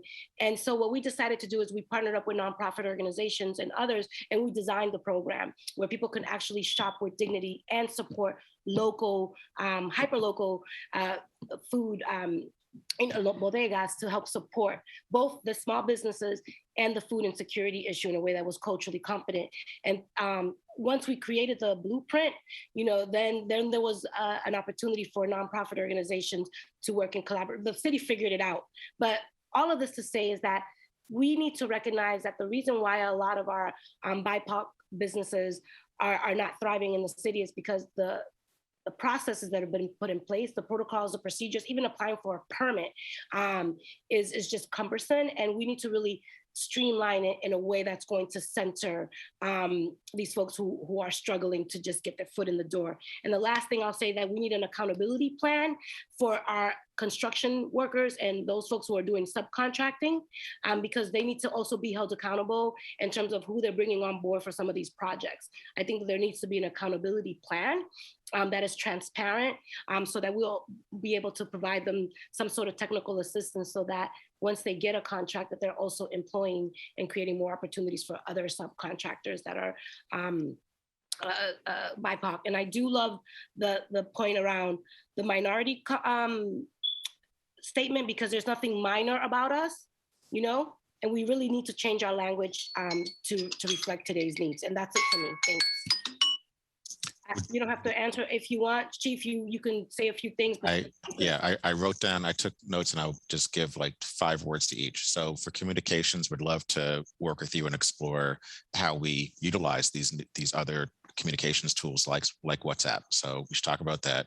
On apprenticeship, one of the things that we're doing is creating, we're working with partners, external partners, to create like a comprehensive list of all of the programs that exist in Boston, because there are so many TA providers, apprenticeship programs, incubators, et cetera. But because there are so many folks don't know about them, because they only serve like a little tiny area, and that's what they fundraise off of. So we want to work with you on that. In terms of the feedback loop, you know, I know coming into this role, I had a lot of feedback to give, and so I'm definitely incorporating that into some of the stuff that we're working on, and that was gleaned from some of the folks that we see in the audience today, but also partners that we had in the organization. But I will say part of the feedback loop also will continue to be what exists right now, which is the City Council providing, you know, letting us know what you're hearing from your constituents. Appreciated that partnership prior to coming in, and we'll look forward to continuing that. Yes, the documenting of someone's journey, happy to figure out what that can look like in partnership with your office. Breaking up contracts, big thing for me in particular. I mean, there are contracts that doesn't matter what color you are, no small business, Boston-based small business can actually take it on. So yes, that is one thing that we are looking at implementing. would love to hear more about the Bodega project and if that's something that is continuing and what it might look like to support that. And then in terms of the accountability plan, I feel like I might have seen a hearing on the Boston residents jobs policy coming up. If not, I'll look forward to that conversation. And just to let you know, this is one of the, Andre, who's here, is the Deputy Director for Supply Diversity and the BRJP. And this is something that we are talking about internally about how we address this head on this year. So thank you for raising those points. Thank you so very much. And I'm gonna, I know that my colleagues, I'm not sure if anyone has a second round of questions or one question for as we move on, just because in the interest of time, we do have another panel that has been patiently waiting and we still have to go through them and ask questions. So I'm gonna ask our lead sponsor who wants to ask another round of questions. And for this second round of questions, I'm only gonna do 2 minutes. So, and then I see Councilor Tanya Fernandez Anderson has her hand up. So I'm moving on to Councilor Worrell for your second round. You have the floor. Thank you, Madam Chair. And a lot of great ideas that's coming from my colleagues, you know, changing the language on how we describe our small business owners. And then I love Councilor Mejia's idea of, you know, using different ways of communication to get the word out to our small business owners. Want to ask 2 questions. The 2021 executive order also required that every department must develop and submit a plan for racial and gender conscious goals in procurement. Can you talk to me where we're at with this and if every department has been able to issue their plan? So I think I can take a swing at that very quickly. The original equitable procurement plans for that were what we developed the first version of the buying plan out of. And so a lot of that data is collected through this. One of the questions that we ask is that for any of the upcoming procurements, they look and see which ones they know have or can find diverse businesses or BIPOC-owned businesses that can actually perform that work. It is a thing that we're getting better year over year. All right, and then my last question is, do we track the amount of MWBE bidders? Like, is that a number that we, like the actual applicants? That's a great question. And it's one of the things that we're working on having clean data or information about, because a lot of our procurements are using our supplier portal, so we can see who's responding. So that's something that we are actively working to firm up information on. And sorry that I lied, but I have 2 more questions. No, 2 more. All right, 1 more. I'll keep it to 1. I'll keep it to 1. Because I know Councilor Anderson. I know. It's something up. I know. Out of the what was it called? The Opportunity Grant, Opportunity Fund. How many of those small businesses, I believe it was like 56, were awarded contracts? I don't have that information in front of me, but I can certainly get it to you and your office. It would just require checking and doing a little bit of collaborative work with Jen and Mike, but we can definitely, we can figure out, like, not just if people were awarded contracts, but if they did on contracts. So I'm happy to follow up with that information. Absolutely. Thank you so much for your answers. And thank you so much, Councilor Mejia. I appreciate you. You want to ask one more, Brian? Councilor Worrell, this is your hearing. I'm going to give you a little bit of luxury. Ask your last question, and then Councilor Fernandez Anderson, you'll be next. Go ahead. Can you talk to me about the schedule of the opportunity fairs? You know, I know we were just coming out of COVID. How many did we have, if any, during the last 2 years? And then going forward, what's the plan? What's the schedule for opportunity fair? And then also, what's the follow-up, right? What's the process? What information are we looking to extract? Yes. So I don't have the schedule from the last 2 years in front of me, but we do have a report that includes like the dates and the attendees of those, and happy to follow up with that information. The plan moving forward is not just to do opportunity fairs, but also to, like I said, do a little bit more technical assistance and skill building events. We have an opportunity fair coming up, I think in the first week of April. It's focused on construction, and that's actually through the Boston Residents Jobs Policy Office, which I also oversee. And we're looking at, especially with summer coming up, doing about probably 2 more opportunity fairs, having just hired our new outreach and engagement manager and business manager. And I can follow up with sort of scheduling when those things do get scheduled. Thank you, Andre. And then the biggest challenges for MWBE securing contracts, my understanding was, there's sometimes the insurance, payment, or performance bonds. Is this still the case? And what are the effects of reducing those bonds? Okay, let me find out. That's another. You added 3 more questions there, Council Worrell. And this will be the last, and that's it. I'm being very generous because this is you're here. You're. I appreciate you, Councilor Mejia. Come on now, let's go. Well, the counselor is correct. I mean, especially again, I hate to keep mentioning the previous role, but this is one of the biggest issues that is facing minority businesses that want to participate, particularly in the construction industry, is the bonding issue. And so I'll just say that this is something that we are attempting to fix head on, both financially and policy-wise. Thank you, Councilor Mejia, and thank you to Chief Idowu, Mr. Miller, and the rest of the staff. Thank you, everyone. Yeah. I just want to note for the record, for those who are watching in, the only reason why Councilor Worrell has gotten so much grace is because this is his hearing, and I want to be super mindful as the sponsor of this conversation. I gave him an extra time, but don't think that this is how it normally works. Okay, Councilor Tanya Fernandez Anderson, you have 2 minutes for your questions, my love. All right, thank you so much, Madam Chair. My question is, are we tracking city departments and quasi departments that are having a hard time finding MWBs?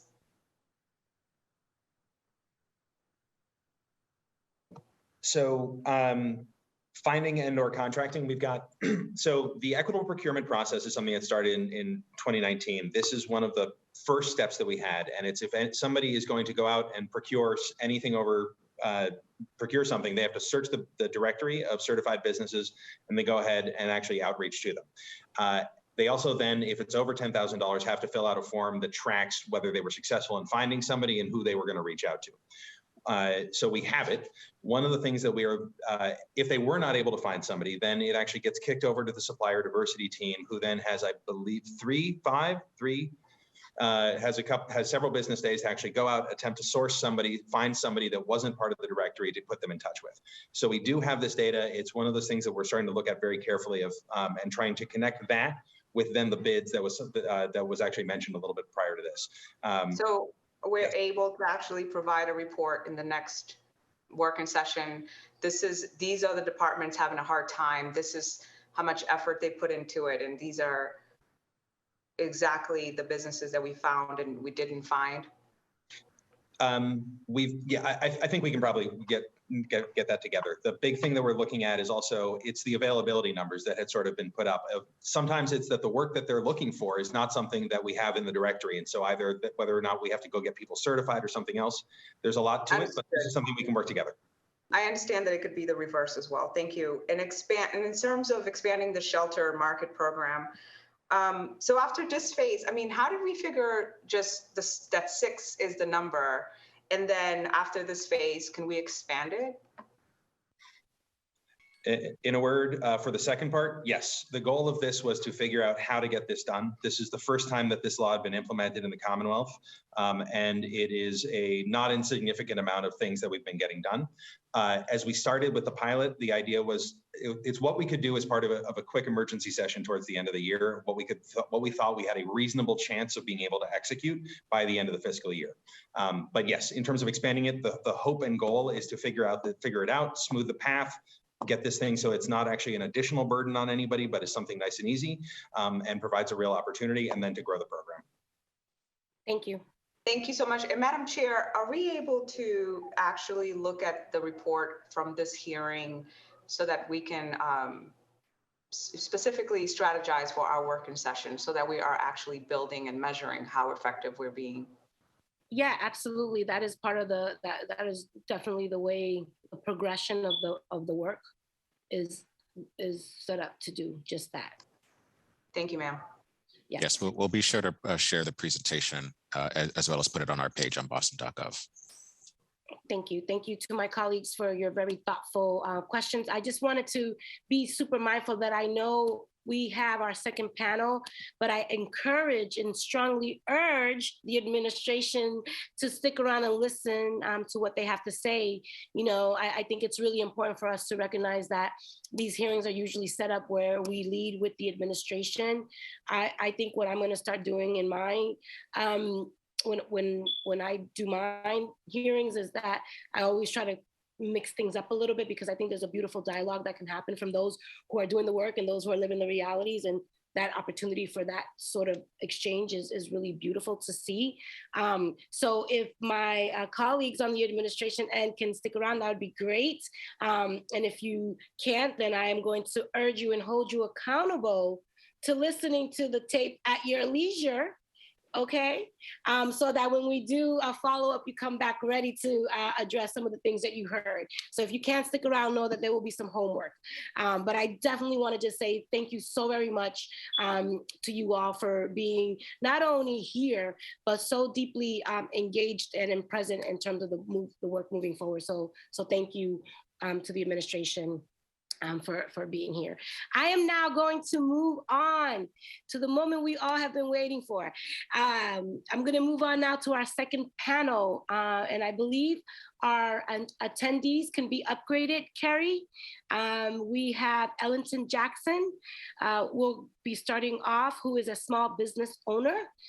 So you now have the floor. And we could bring everyone else into the fold, Carrie.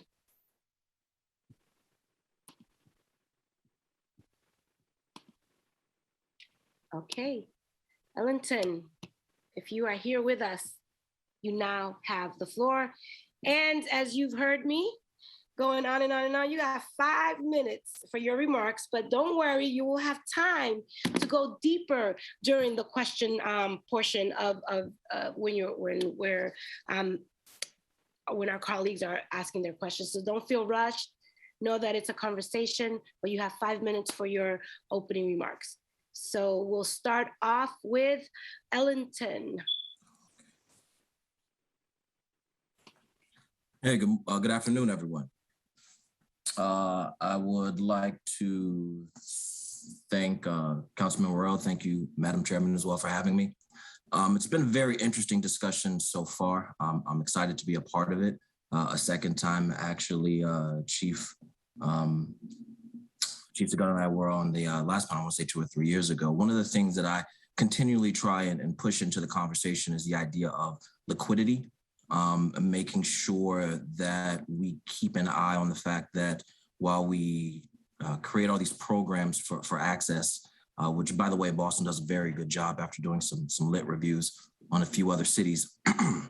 Boston has some really great successes as it relates to not only just qualitative data, but also quantitative data, being able to track where the money is going and where the procurement dollars are going. But one of the major hurdles as a small business owner, developer, and general contractor myself, I happen to be a lender. So I get both sides of the fence, right? What lenders are looking for and what their expectations are. I'd like to be sure that we're constantly considering the fact that we need to push liquidity into some of these small enterprises at every chance that we get. I believe it was Mr. Miller who mentioned earlier how the process works as it relates to awarding services rendered, invoicing, and then payments. Each one of those issues comes with liquidity issues for a small business owner. At the award section, there's some mobilization capital that's required. Services rendered, there's payroll and materials depending on how the contract is written. At the invoicing, that becomes an AR, an accounts receivable for any small business. And then at the payment section, that's where the cash flow is supposed to come in. But I think at the current moment, we're not entirely sure what the timeline on that is. So as we provide access to all of these different subgroups, contractors, immigrant groups, minority-owned businesses, women-owned enterprises, veteran-owned enterprises, I want to make sure that we're also keeping a mindful eye on how are we pushing liquidity into these businesses to make sure that they can sustain and stay afloat during the contracting process. I like the idea of the contracting opportunity fund, and also Chapter 30B sounds remarkably interesting. I just want to make sure as we push forward with those, we just keep an eye on, are we making sure that these businesses have the cash flow necessary and opportunities at leverage to keep them afloat? Okay. Wow, Mr. Jackson, you kept it under 5 minutes. So thank you so very much for your remarks. And I'm going to move on to our next panelist, and then we'll ask this entire panel questions. So hold it down. We'll be right back with you, okay?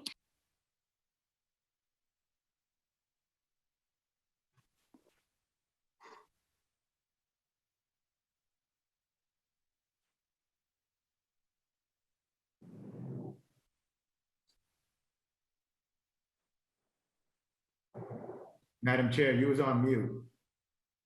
Are you serious? I was on mute the whole entire time. Well, thank Yeah. you, Mr. Jackson. I was just highlighting and appreciating your brevity, and thank you, just letting you know to just stand by. We're going to go through the second panel completely, and then go to questions. Okay, so thank you. I'm going to go now next to Brooke Woodson from Suffolk Construction. You now have the floor. Thank you, Madam Chairwoman, and thank you, Councilor Worrell, for inviting me here. Madam Chairwoman, thank you for doing those videos during the height of COVID with your daughter. That really helped my spirits get through all that. So in addition to all the great advocacy work you've been doing. And Councilor Worrell, you called me when you were running for office just to pick my brain on some of these issues. So it's really great to see you following through now that you're in office. As I said, I'm Brooke Woodson. I'm with Suffolk Construction. I oversee our diversity and compliance programs. And I'm here to talk about what the private sector can do on this issue, right? We need to be part of the solution as well and be a partner with government in making sure that we have more equity in contracting in general. Suffolk runs a business accelerator program called Build With Us at Suffolk that is specifically geared towards M and WBE businesses as well as veteran-owned businesses. I know that's a big concern of Councilor Flynn. We've been doing the program for 10 years. It's 8 different courses that each cohort goes through. Some of the issues that we've been talking about, such as insurance and bonding, are all taught at the course by Suffolk instructors. Ellington has been an instructor as in the access to capital class part of it. After the businesses graduate, they get paired with a Suffolk executive to be their mentor. So we're not trying to be just transactional. We're trying to create long-lasting relationships. And we'll have our next cohort coming up in April. We do this annually. And Ellington's actually, now that he is a construction management firm, he's going to go through this program in his CM role. So it's a really important program. We paired with the city with previous administrations, and I reached out to Chief Edu on this, and he was very supportive of the program. Also, it's very important. Most contracting that happens is on the subcontracting level when it comes to MWBEs. But it's also important that we have more general contractors in the market here. And Boston, unfortunately, has very few Black-owned general contractors. So we've been working to develop those relationships to level up with some of those companies. We brought H.J. Russell, which is one of the oldest MBE CM firms in the country, and we're actually pairing with them on several projects in Boston now. Maven Construction is another company that's new to Boston. It's woman-owned. We took them under their wing. They went through our Build With Us at Suffolk program, and now we're actually going after project pursuits with them. So it's very important that we work with these companies at the general contracting level in addition to the subcontracting level. Subcontracting is very important too, because you can really make up your dollar spend with the subcontractors. So Encore Boston Harbor, which I know technically wasn't in Boston, but had very ambitious goals for M&WBE spend. And on that project alone, we were able to award over $250 million to minority and women-owned companies. Winthrop Center, which is right here in downtown Boston, also has a really great ownership group, and we have awarded contracts to $74 million. So these large-scale private projects are a really important part of the solution if we're going to elevate MWB contractors in this market. And I'll lastly say that over the last 2 years, I've never seen private developers more interested in this issue than they are right now. They're getting very proactive. They're being demanding of the contractors that they hire, that there is diversity on the teams. And we just need to see that trend continue. And I know under the leadership of Mayor Wu and Chief Idu that we will make that happen throughout the industry. That's it for me. Good job, Brooke. Thank you. Really do appreciate your brevity. You guys, this is the behavior that we all need to be modeling when we come here ready to face the council. You know, really do appreciate it. I'm gonna go next to Carl, and I need you to like school me on the last name here. I think it's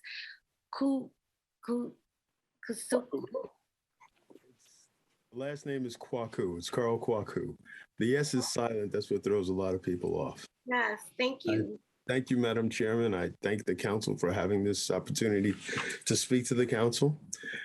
And I'm a small business owner in Massachusetts. I actually run a small construction management firm. And we also do some real estate development. The first thing I would like to do is acknowledge that working with the city of Boston has greatly improved. I remember when it was a lot more difficult to work with the city of Boston, but there's still a long way to go. The city does a great job in evaluating the fact that there is an issue with small and minority businesses. You acknowledge the fact. You've quantified it, you track it, but there has not been a terrible lot of action taken to really address the issue. I understand that you have an educational department that, helps contractors work their way through the bidding process. But, it's long, it's drawn out. There's little success of the bidders as far as taking the program. And more importantly, a lot of the contractors and business people who've worked with the city in the past are very frustrated by their past experiences and really don't want to be bothered in working with the city anymore. So one of the things the city has to do is the city has to outreach to the small business community. Now, in outreaching to the small business community, one of the things that I'd suggest is that you think outside the box. You have to go to these community organizations where they are. Hold these forums in churches. Hold these forums in community centers. Hold these forums in places where these business people actually live. Because as many people as you have registered with the city of Boston as minority businesses, I'd say that only represents 25% of the businesses that are actually exist in the city of Boston. Another thing is relationships. What I've found from many of the contractors who actually work with the city of Boston, the most effective contractors are the contractors that already have long-term relationships with the city of Boston. And in some cases, it is known that they'll raise hell if things don't go right. It is known that they'll reach out to whoever they feel they need to reach out to if things don't go right. And they get the recognition that they so deserve, but it doesn't necessarily come easily. You talk about things such as certified businesses. A challenge to being a certified business is that you need X number of years experience in performing the particular task. Now, what that does is it creates a barrier for small businesses, it creates a barrier for new businesses, and it also creates a barrier for businesses trying to expand into another area of business.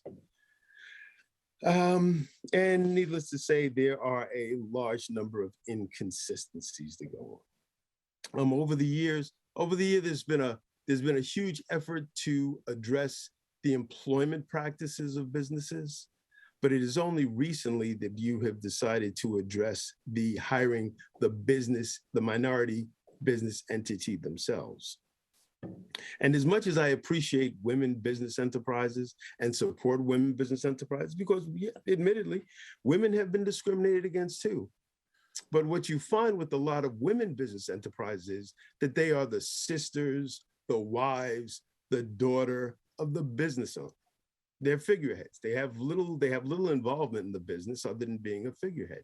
The business is actually run by their father or their brother or even their husband, who may not be who probably isn't a person of color and in most cases is not female. And in monitoring the progress with these small businesses, there needs to be an entity that has some sort of power or bite. When people are not complying with the goals, there needs to be some sort of recourse, and they need to be held accountable. And lastly, what I would suggest is that the city actually make the effort to create long-term. First, the city needs to create an entity that regularly monitors the progress of this effort. This is not something that can be brought up once a year, once every other year. This is something that needs to be monitored on a regular basis. Encourage mentorship between successful bidders with the city and other small business enterprises. I realize that as a public agency, there are limitations as to what the city can actually do. But the possibility of minority set-aside contracts is something to be considered. And lastly, I have to question the effectiveness of the diversity office. I say that because Stacey Williams is an incredible asset to the city. She does an amazing job, but I think she needs her budget increased. I think she needs more people in her office. I think she needs more support. And yeah, for now, that is where I'll leave it. Thank you, Carl. I really do appreciate you speaking truth to all power, because a lot of the things that you said, I think everybody needs to hear. So thank you for that. I'm going to go next to, last but certainly not least, the woman of the hour that we've been waiting for, the mover and shaker who is always all about making sure that diversity is in the forefront of all things women and BIPOC owned. My friend, Colette Phillips from CPC Global, you now have the floor. And even though I love you, I'm still going to put you on a timer just because we have to end at 2 o'clock. I'll be fast and quick. Well, okay. First of all, I am grateful. I want to say that, good morning again, Honorable Madam Chair, and also Vice Chair Worrell, and to all the honorable members of the Boston City Council. This is a very important hearing, and I am grateful to Councillor Worrell for inviting me to speak here today, because this is a critical issue. Equity, and in particular, racial and gender equity, are the defining issues of the day, both in this country and in this city. So this is very important. I am proud that my firm in 2020 was awarded the largest single contract ever awarded a minority-owned company by the City of Boston. That was not a construction award. So it gave me an opportunity, and I want to show you how, when given the opportunity to fulfill the city's first and largest tourism marketing campaign, we delivered 84% of the subcontractors on the all-inclusive Boston campaign were minority and women-owned companies. We were intentional and deliberate in our inclusion. And it was not difficult to find these talents. So all those people who say, we can't find any. If you're looking under a rock, you will not. But there are opportunities where you can find this talent. And I want to also mention the fact that to date, this campaign has won 4 international awards, along with our partner, Proverb Agency, and the Greater Boston Convention and Visitors Bureau. I tell you this story to provide a testimony of success. of what can happen when people of color are given the opportunity to lead. However, the city and the state processes must improve if there is any chance of creating equitable opportunities for all of Boston's residents. Today, I was heartened and buoyed to hear the positive transformational changes that Chief Idowu and his team have begun to put in place. Because I'll tell you, as a small woman, minority-owned business, the procurement system has been totally broken, outdated, and difficult to navigate, particularly for business owners like myself. The certification program offered by the city is equally confusing, particularly when considering that the state has its own. I contend that the way forward is very much what was put forward by my friend Brooke Woodson. It's about public-private partnership with organizations like mine, and through a social impact venture I founded over a decade ago called Get Connected. Get Connected created a free multicultural and small business marketplace platform for businesses impacted by the pandemic to allow them to pivot into a digital presence. And the platform was built by a small business procurement technology company. And that is what calls small business to small business collaboration. Organizations like the Black-owned BOSS and the Black Economic Council of Massachusetts, and many others, Amplify Latinx and the Chinatown Business Association, and many others, are companies with loyal memberships that can help to spread the word. So the last recommendation that I will make is that there is a need for some serious technology investment in small businesses. And on that note, I commend this committee again for having this hearing, and all of the speakers that went before me for their brilliance, their insights, and their analytics. Thank you. Thank you, Colette. I got some folks letting me know that they love you and appreciate you, so thank you for being here with us. I just want to be super mindful, especially to the sponsor of this particular hearing, that we do have a hard stop at 2, and I'm going to encourage my colleagues to be super mindful in their round of questions so that we can learn and figure out how we might be able to move the work forward with the expertise that we are able to glean in from our panelists here today. So be super mindful of time because we do have a hard stop at 2. So I'm gonna start off with our lead sponsor, Councilor Worrell, followed by Councilor Lara, and then Councilor Louis-Jean. Thank you, Madam Chair, and thank you to all the panelists who testified and continuously to advocate for small businesses and equity in these contracts. And congratulations to Ms. Colette Phillips on getting the biggest contract in the history of the city of Boston and it not being a construction contract. I had a quick question or a few questions, but a question for Ellington. When you talk about liquidity, what does the bank look for in small businesses? Are there like certain ratios or metrics?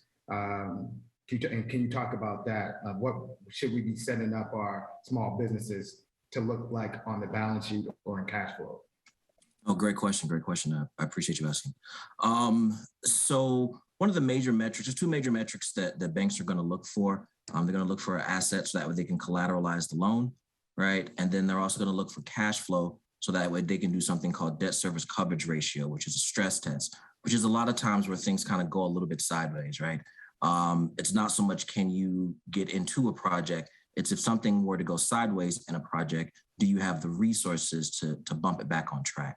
And that debt service coverage ratio usually can be anywhere between 1.2 upwards to 1.45. So what does that mean? That means is if I got a loan for $100, I would need to have $120 in order to qualify, or I would need to have $145 in order to qualify. So those are kind of the two major things. As it relates to, let's say, contract procurement, there are a couple of ways that if you don't necessarily have assets, I think to Councilor Laurel's point, which I do like the idea of co-ops, there's the home equity line of credit.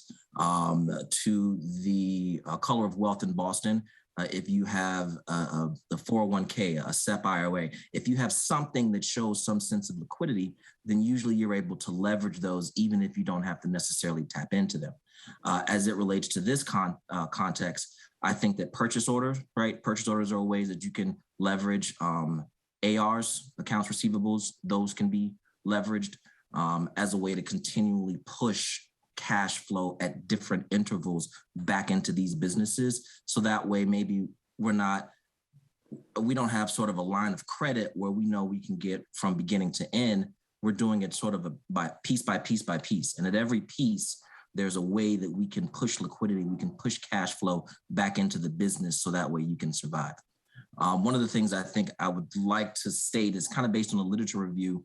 Usually any MBE that is successful only does business with any government set aside procurement program at about a 25% rate, which means that a lot of these businesses that are doing business with the city, they still have 3 to 4 other projects going on, right? So while I'm doing this business with the city, I still have to mind the fact that I've got 3 or 4 other projects that I need to manage to actually run a successful business. So those are other things that can be considered from a lending standpoint. What's going on outside of this particular contract with the business in order to provide some cash flow and some leverage to keep a business afloat. I hope that was helpful. Thank you. Thank you for that. I'm going to go next to Colette. I know that your hand was up to answer that question for Councilor Worrell. I also just want to mention that in addition to what Ellington is saying, last year, or I should say 2020, I launched a fund that is a 501c3 to give money to small businesses, give grants to small businesses, particularly businesses that are at the 100,000 and lower, that need threshold support to get them to the next level, because I found those were the businesses that were most ignored and overlooked. I am proud to say that in less than a year after founding and launching the GK Fund, we have given 10,000 grants to 7 businesses, including companies that were part of the coalition, the Black Hospitality Coalition, many of whom were just absolutely ravished during the pandemic. So I want to encourage any small businesses out there that is looking for not a hand out, but a hand up, to go to thegkfund.org, because we are now in the process of receiving new grantees, and please apply. This is what small businesses can do for other small businesses. Thank you for that. Councilor Worrell, you have other additional questions? I'm giving you a little bit of extra time because, you know, this is your show here. Yeah, thank you, and thank you for the answers. And that's a great initiative, Colette. And I encourage small businesses that are looking to increase their cash flow and need that extra money or funds to definitely take a look at the GK Fund. I'll ask my last 2 questions together. Which of the strategies that the administration has implemented in the past couple of years has been the most helpful? You know, is it opportunity fairs, the Contracted Opportunity Fund, Supplier Diversity Portal, the buying plan, or any other initiatives? And then to collect, can you give me like an idea of your staff and then talk to me about the process of going through the bid? Was the information on the website, was it easy to navigate? How much time did it take? Was it need to hire outside help to apply for the contract? Was it overtime spent on your staff? Those are my last two questions.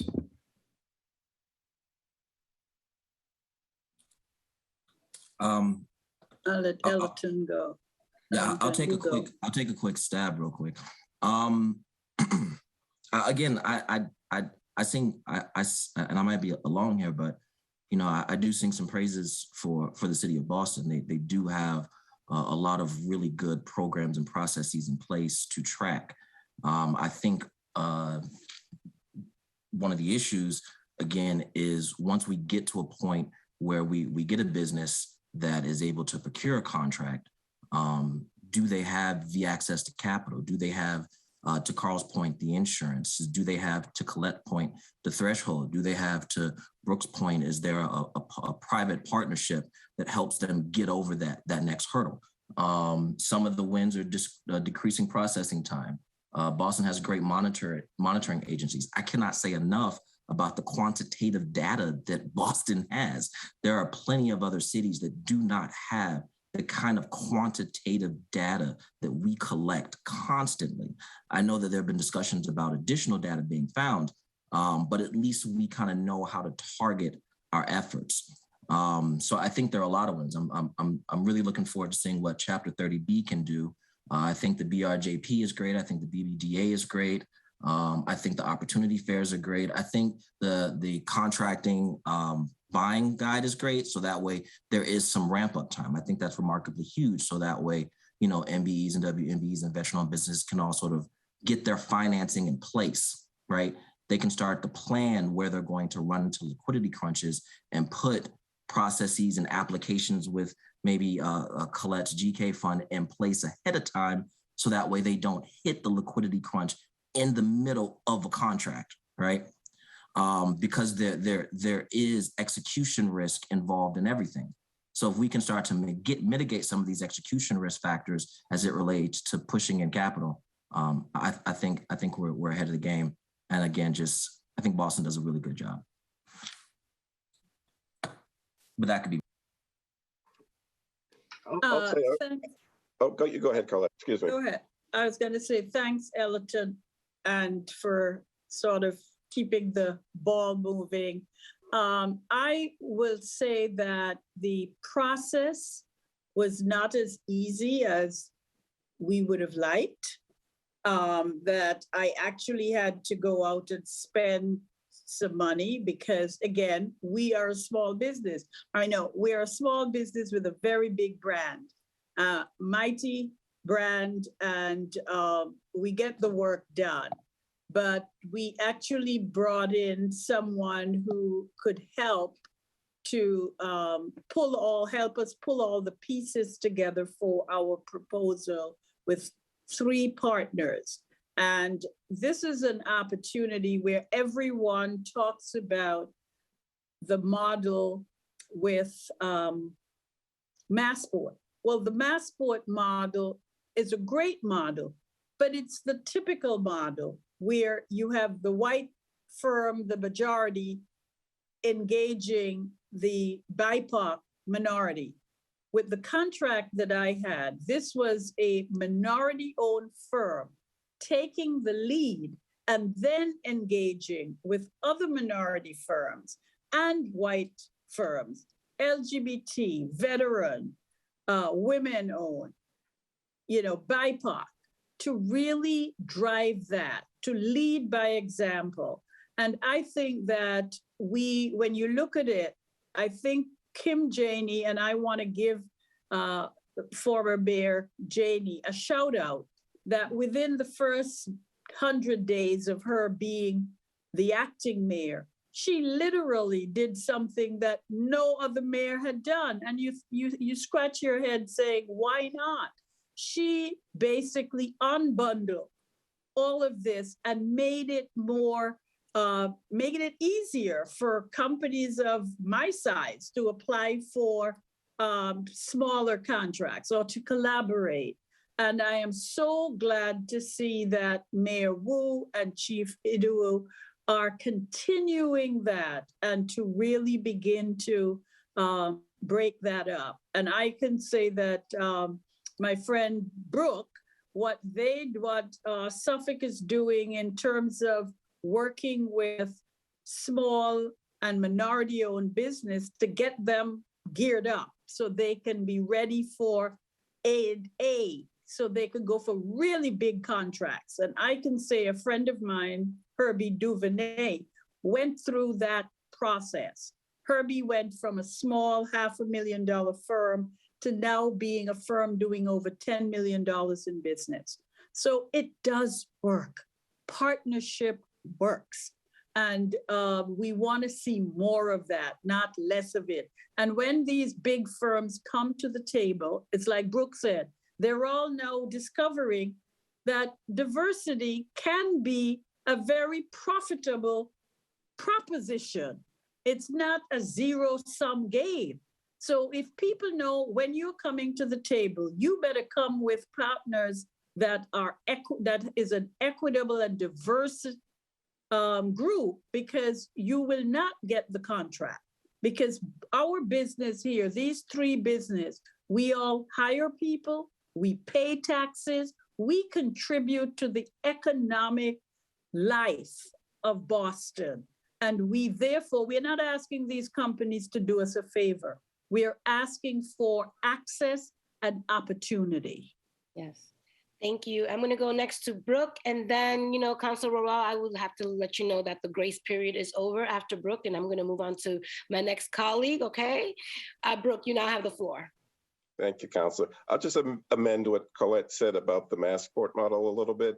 I think it is an effective tool that agencies can use. Just for people who may not be familiar, on the Massport model, 25% of the scoring is on diversity, but it's just not about contracting or workforce. They're actually making these development teams have equity partners. So people of color have skin in the game and they can profit from it.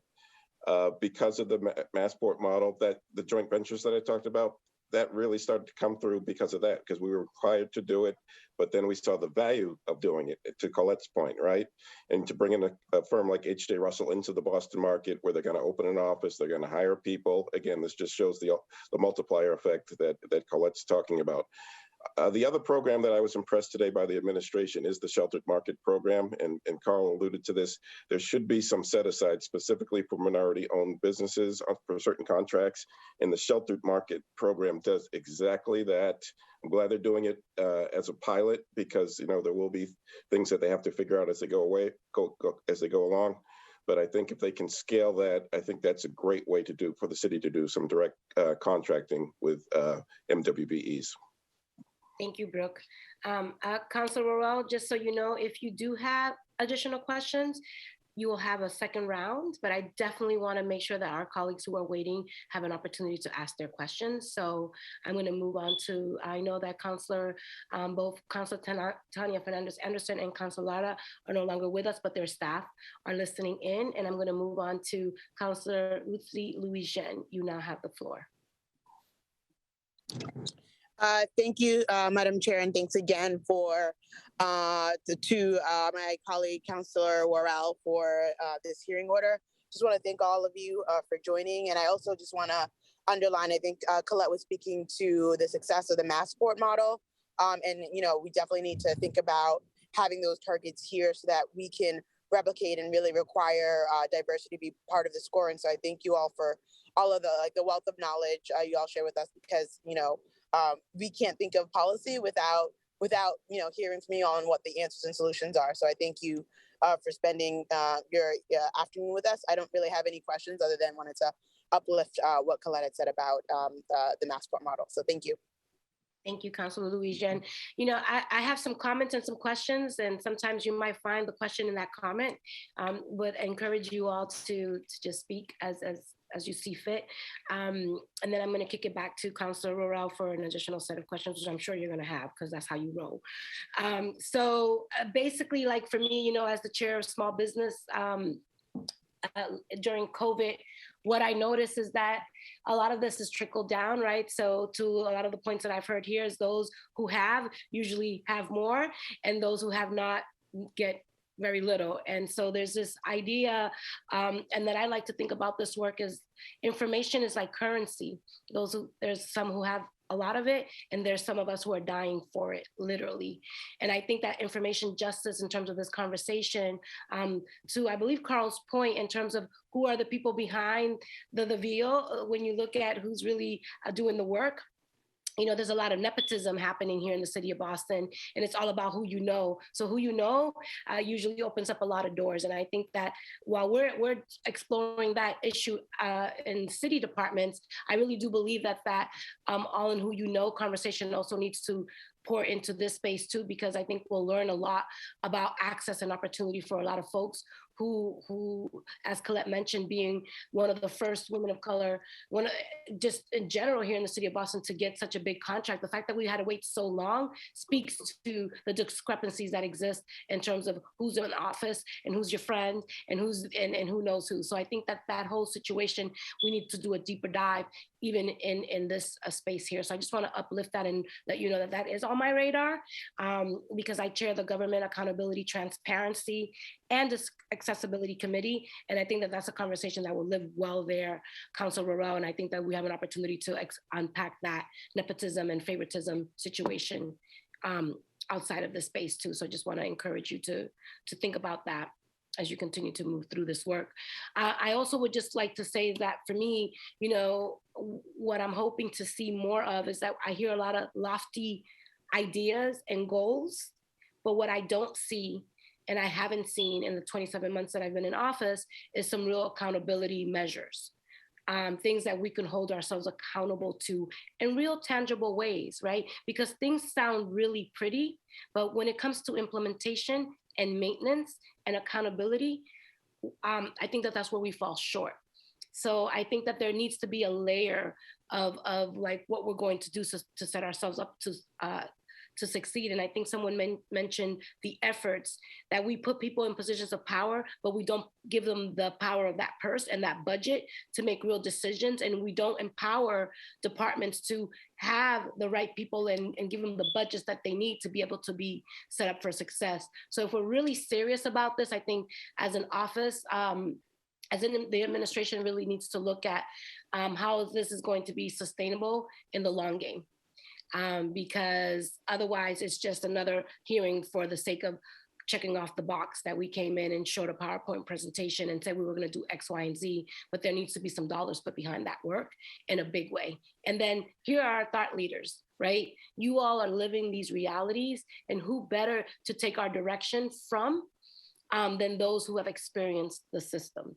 And so I really am grateful to have you all here in this space, not only sharing your journey, but really your expertise and your ideas in ways that we can improve and to support this conversation. And I think the last thing that I'll say is infrastructure. Infrastructure is the key to our success. And we need to really focus a lot of our energy in setting us up with smart goals, realistic goals. And I think piloting things, seeing what works and what doesn't, instead of pouring in tons of resources to something and that's the only thing that you do. I think we need multiple streams of experiment to see what sticks. And that's my time, and I'm gonna also yield and hold myself accountable to it. But no, just thoughts, comments, questions, and reactions to any of that if you choose to. And if not, I totally know that we're all on the same page. And there's no need to continue to hold you hostage just for the sake of looking at y'all. So I see, Colette, you have your hand up. Not sure if that was from the previous session or if you have anything else to share. No, that was from the previous session, but I really want to thank you and Councillor Worrell for this amazing opportunity. I don't remember participating, and I've been in business for over 20 years. in anything like this. So thank you. Diversity and representation matters. Right.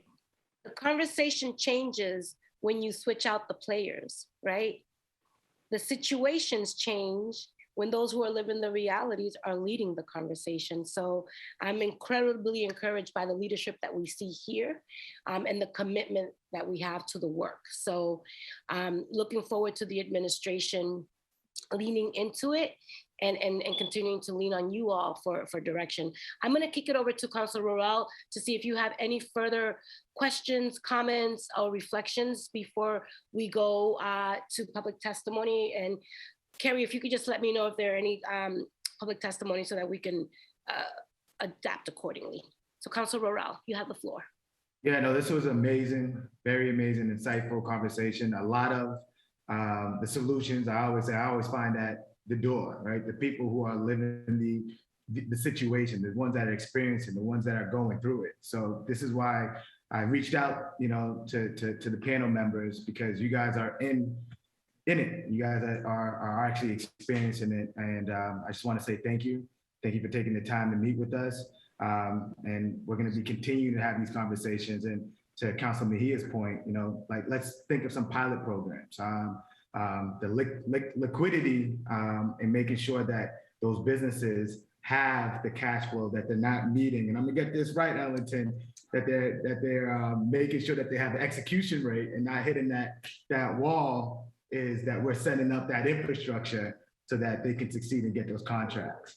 So I'm excited. I'm excited about this and looking to continue to have this conversation. And just want to say thank you to you guys. And we're gonna make this happen and build that infrastructure here in the city of Boston. Thank you. Thank you. Normally,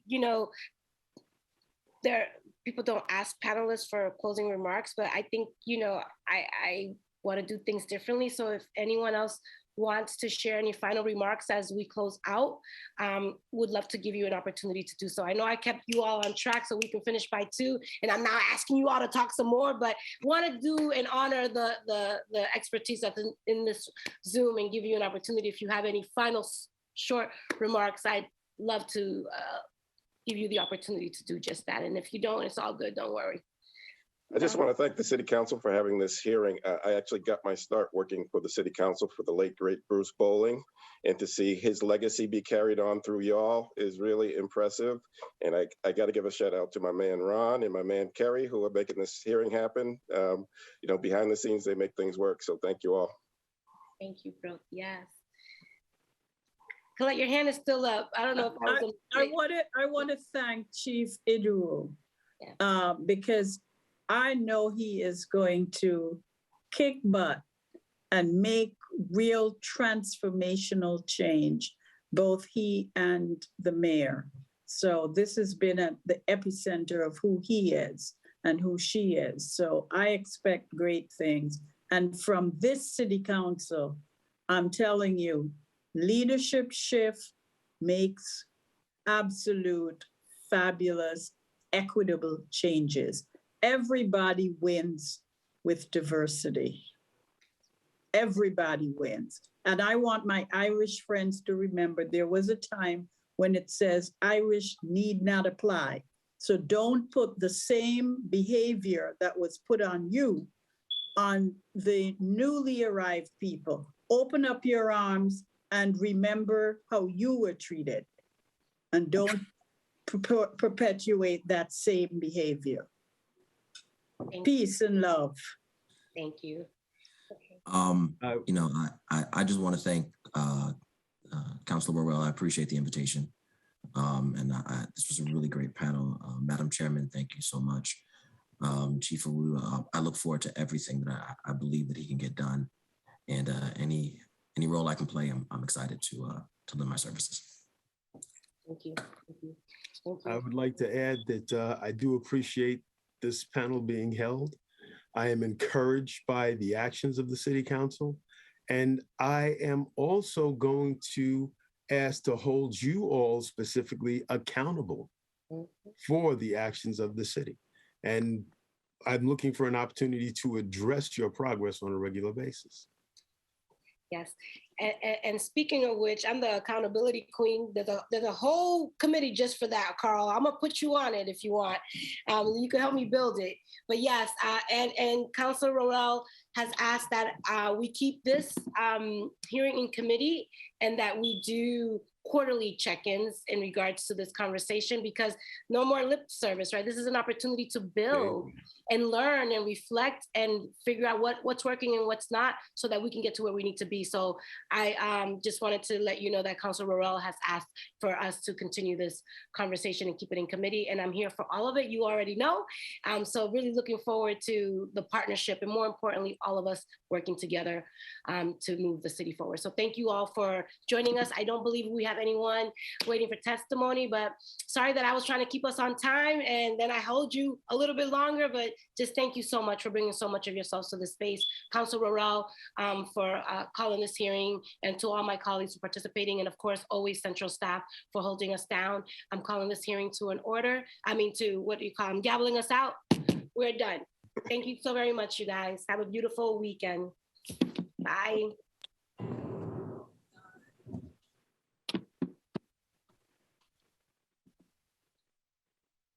Hi, Carl. I'm gonna send you the form. I do have the committee that I need some help with, so I'm gonna get Brian to get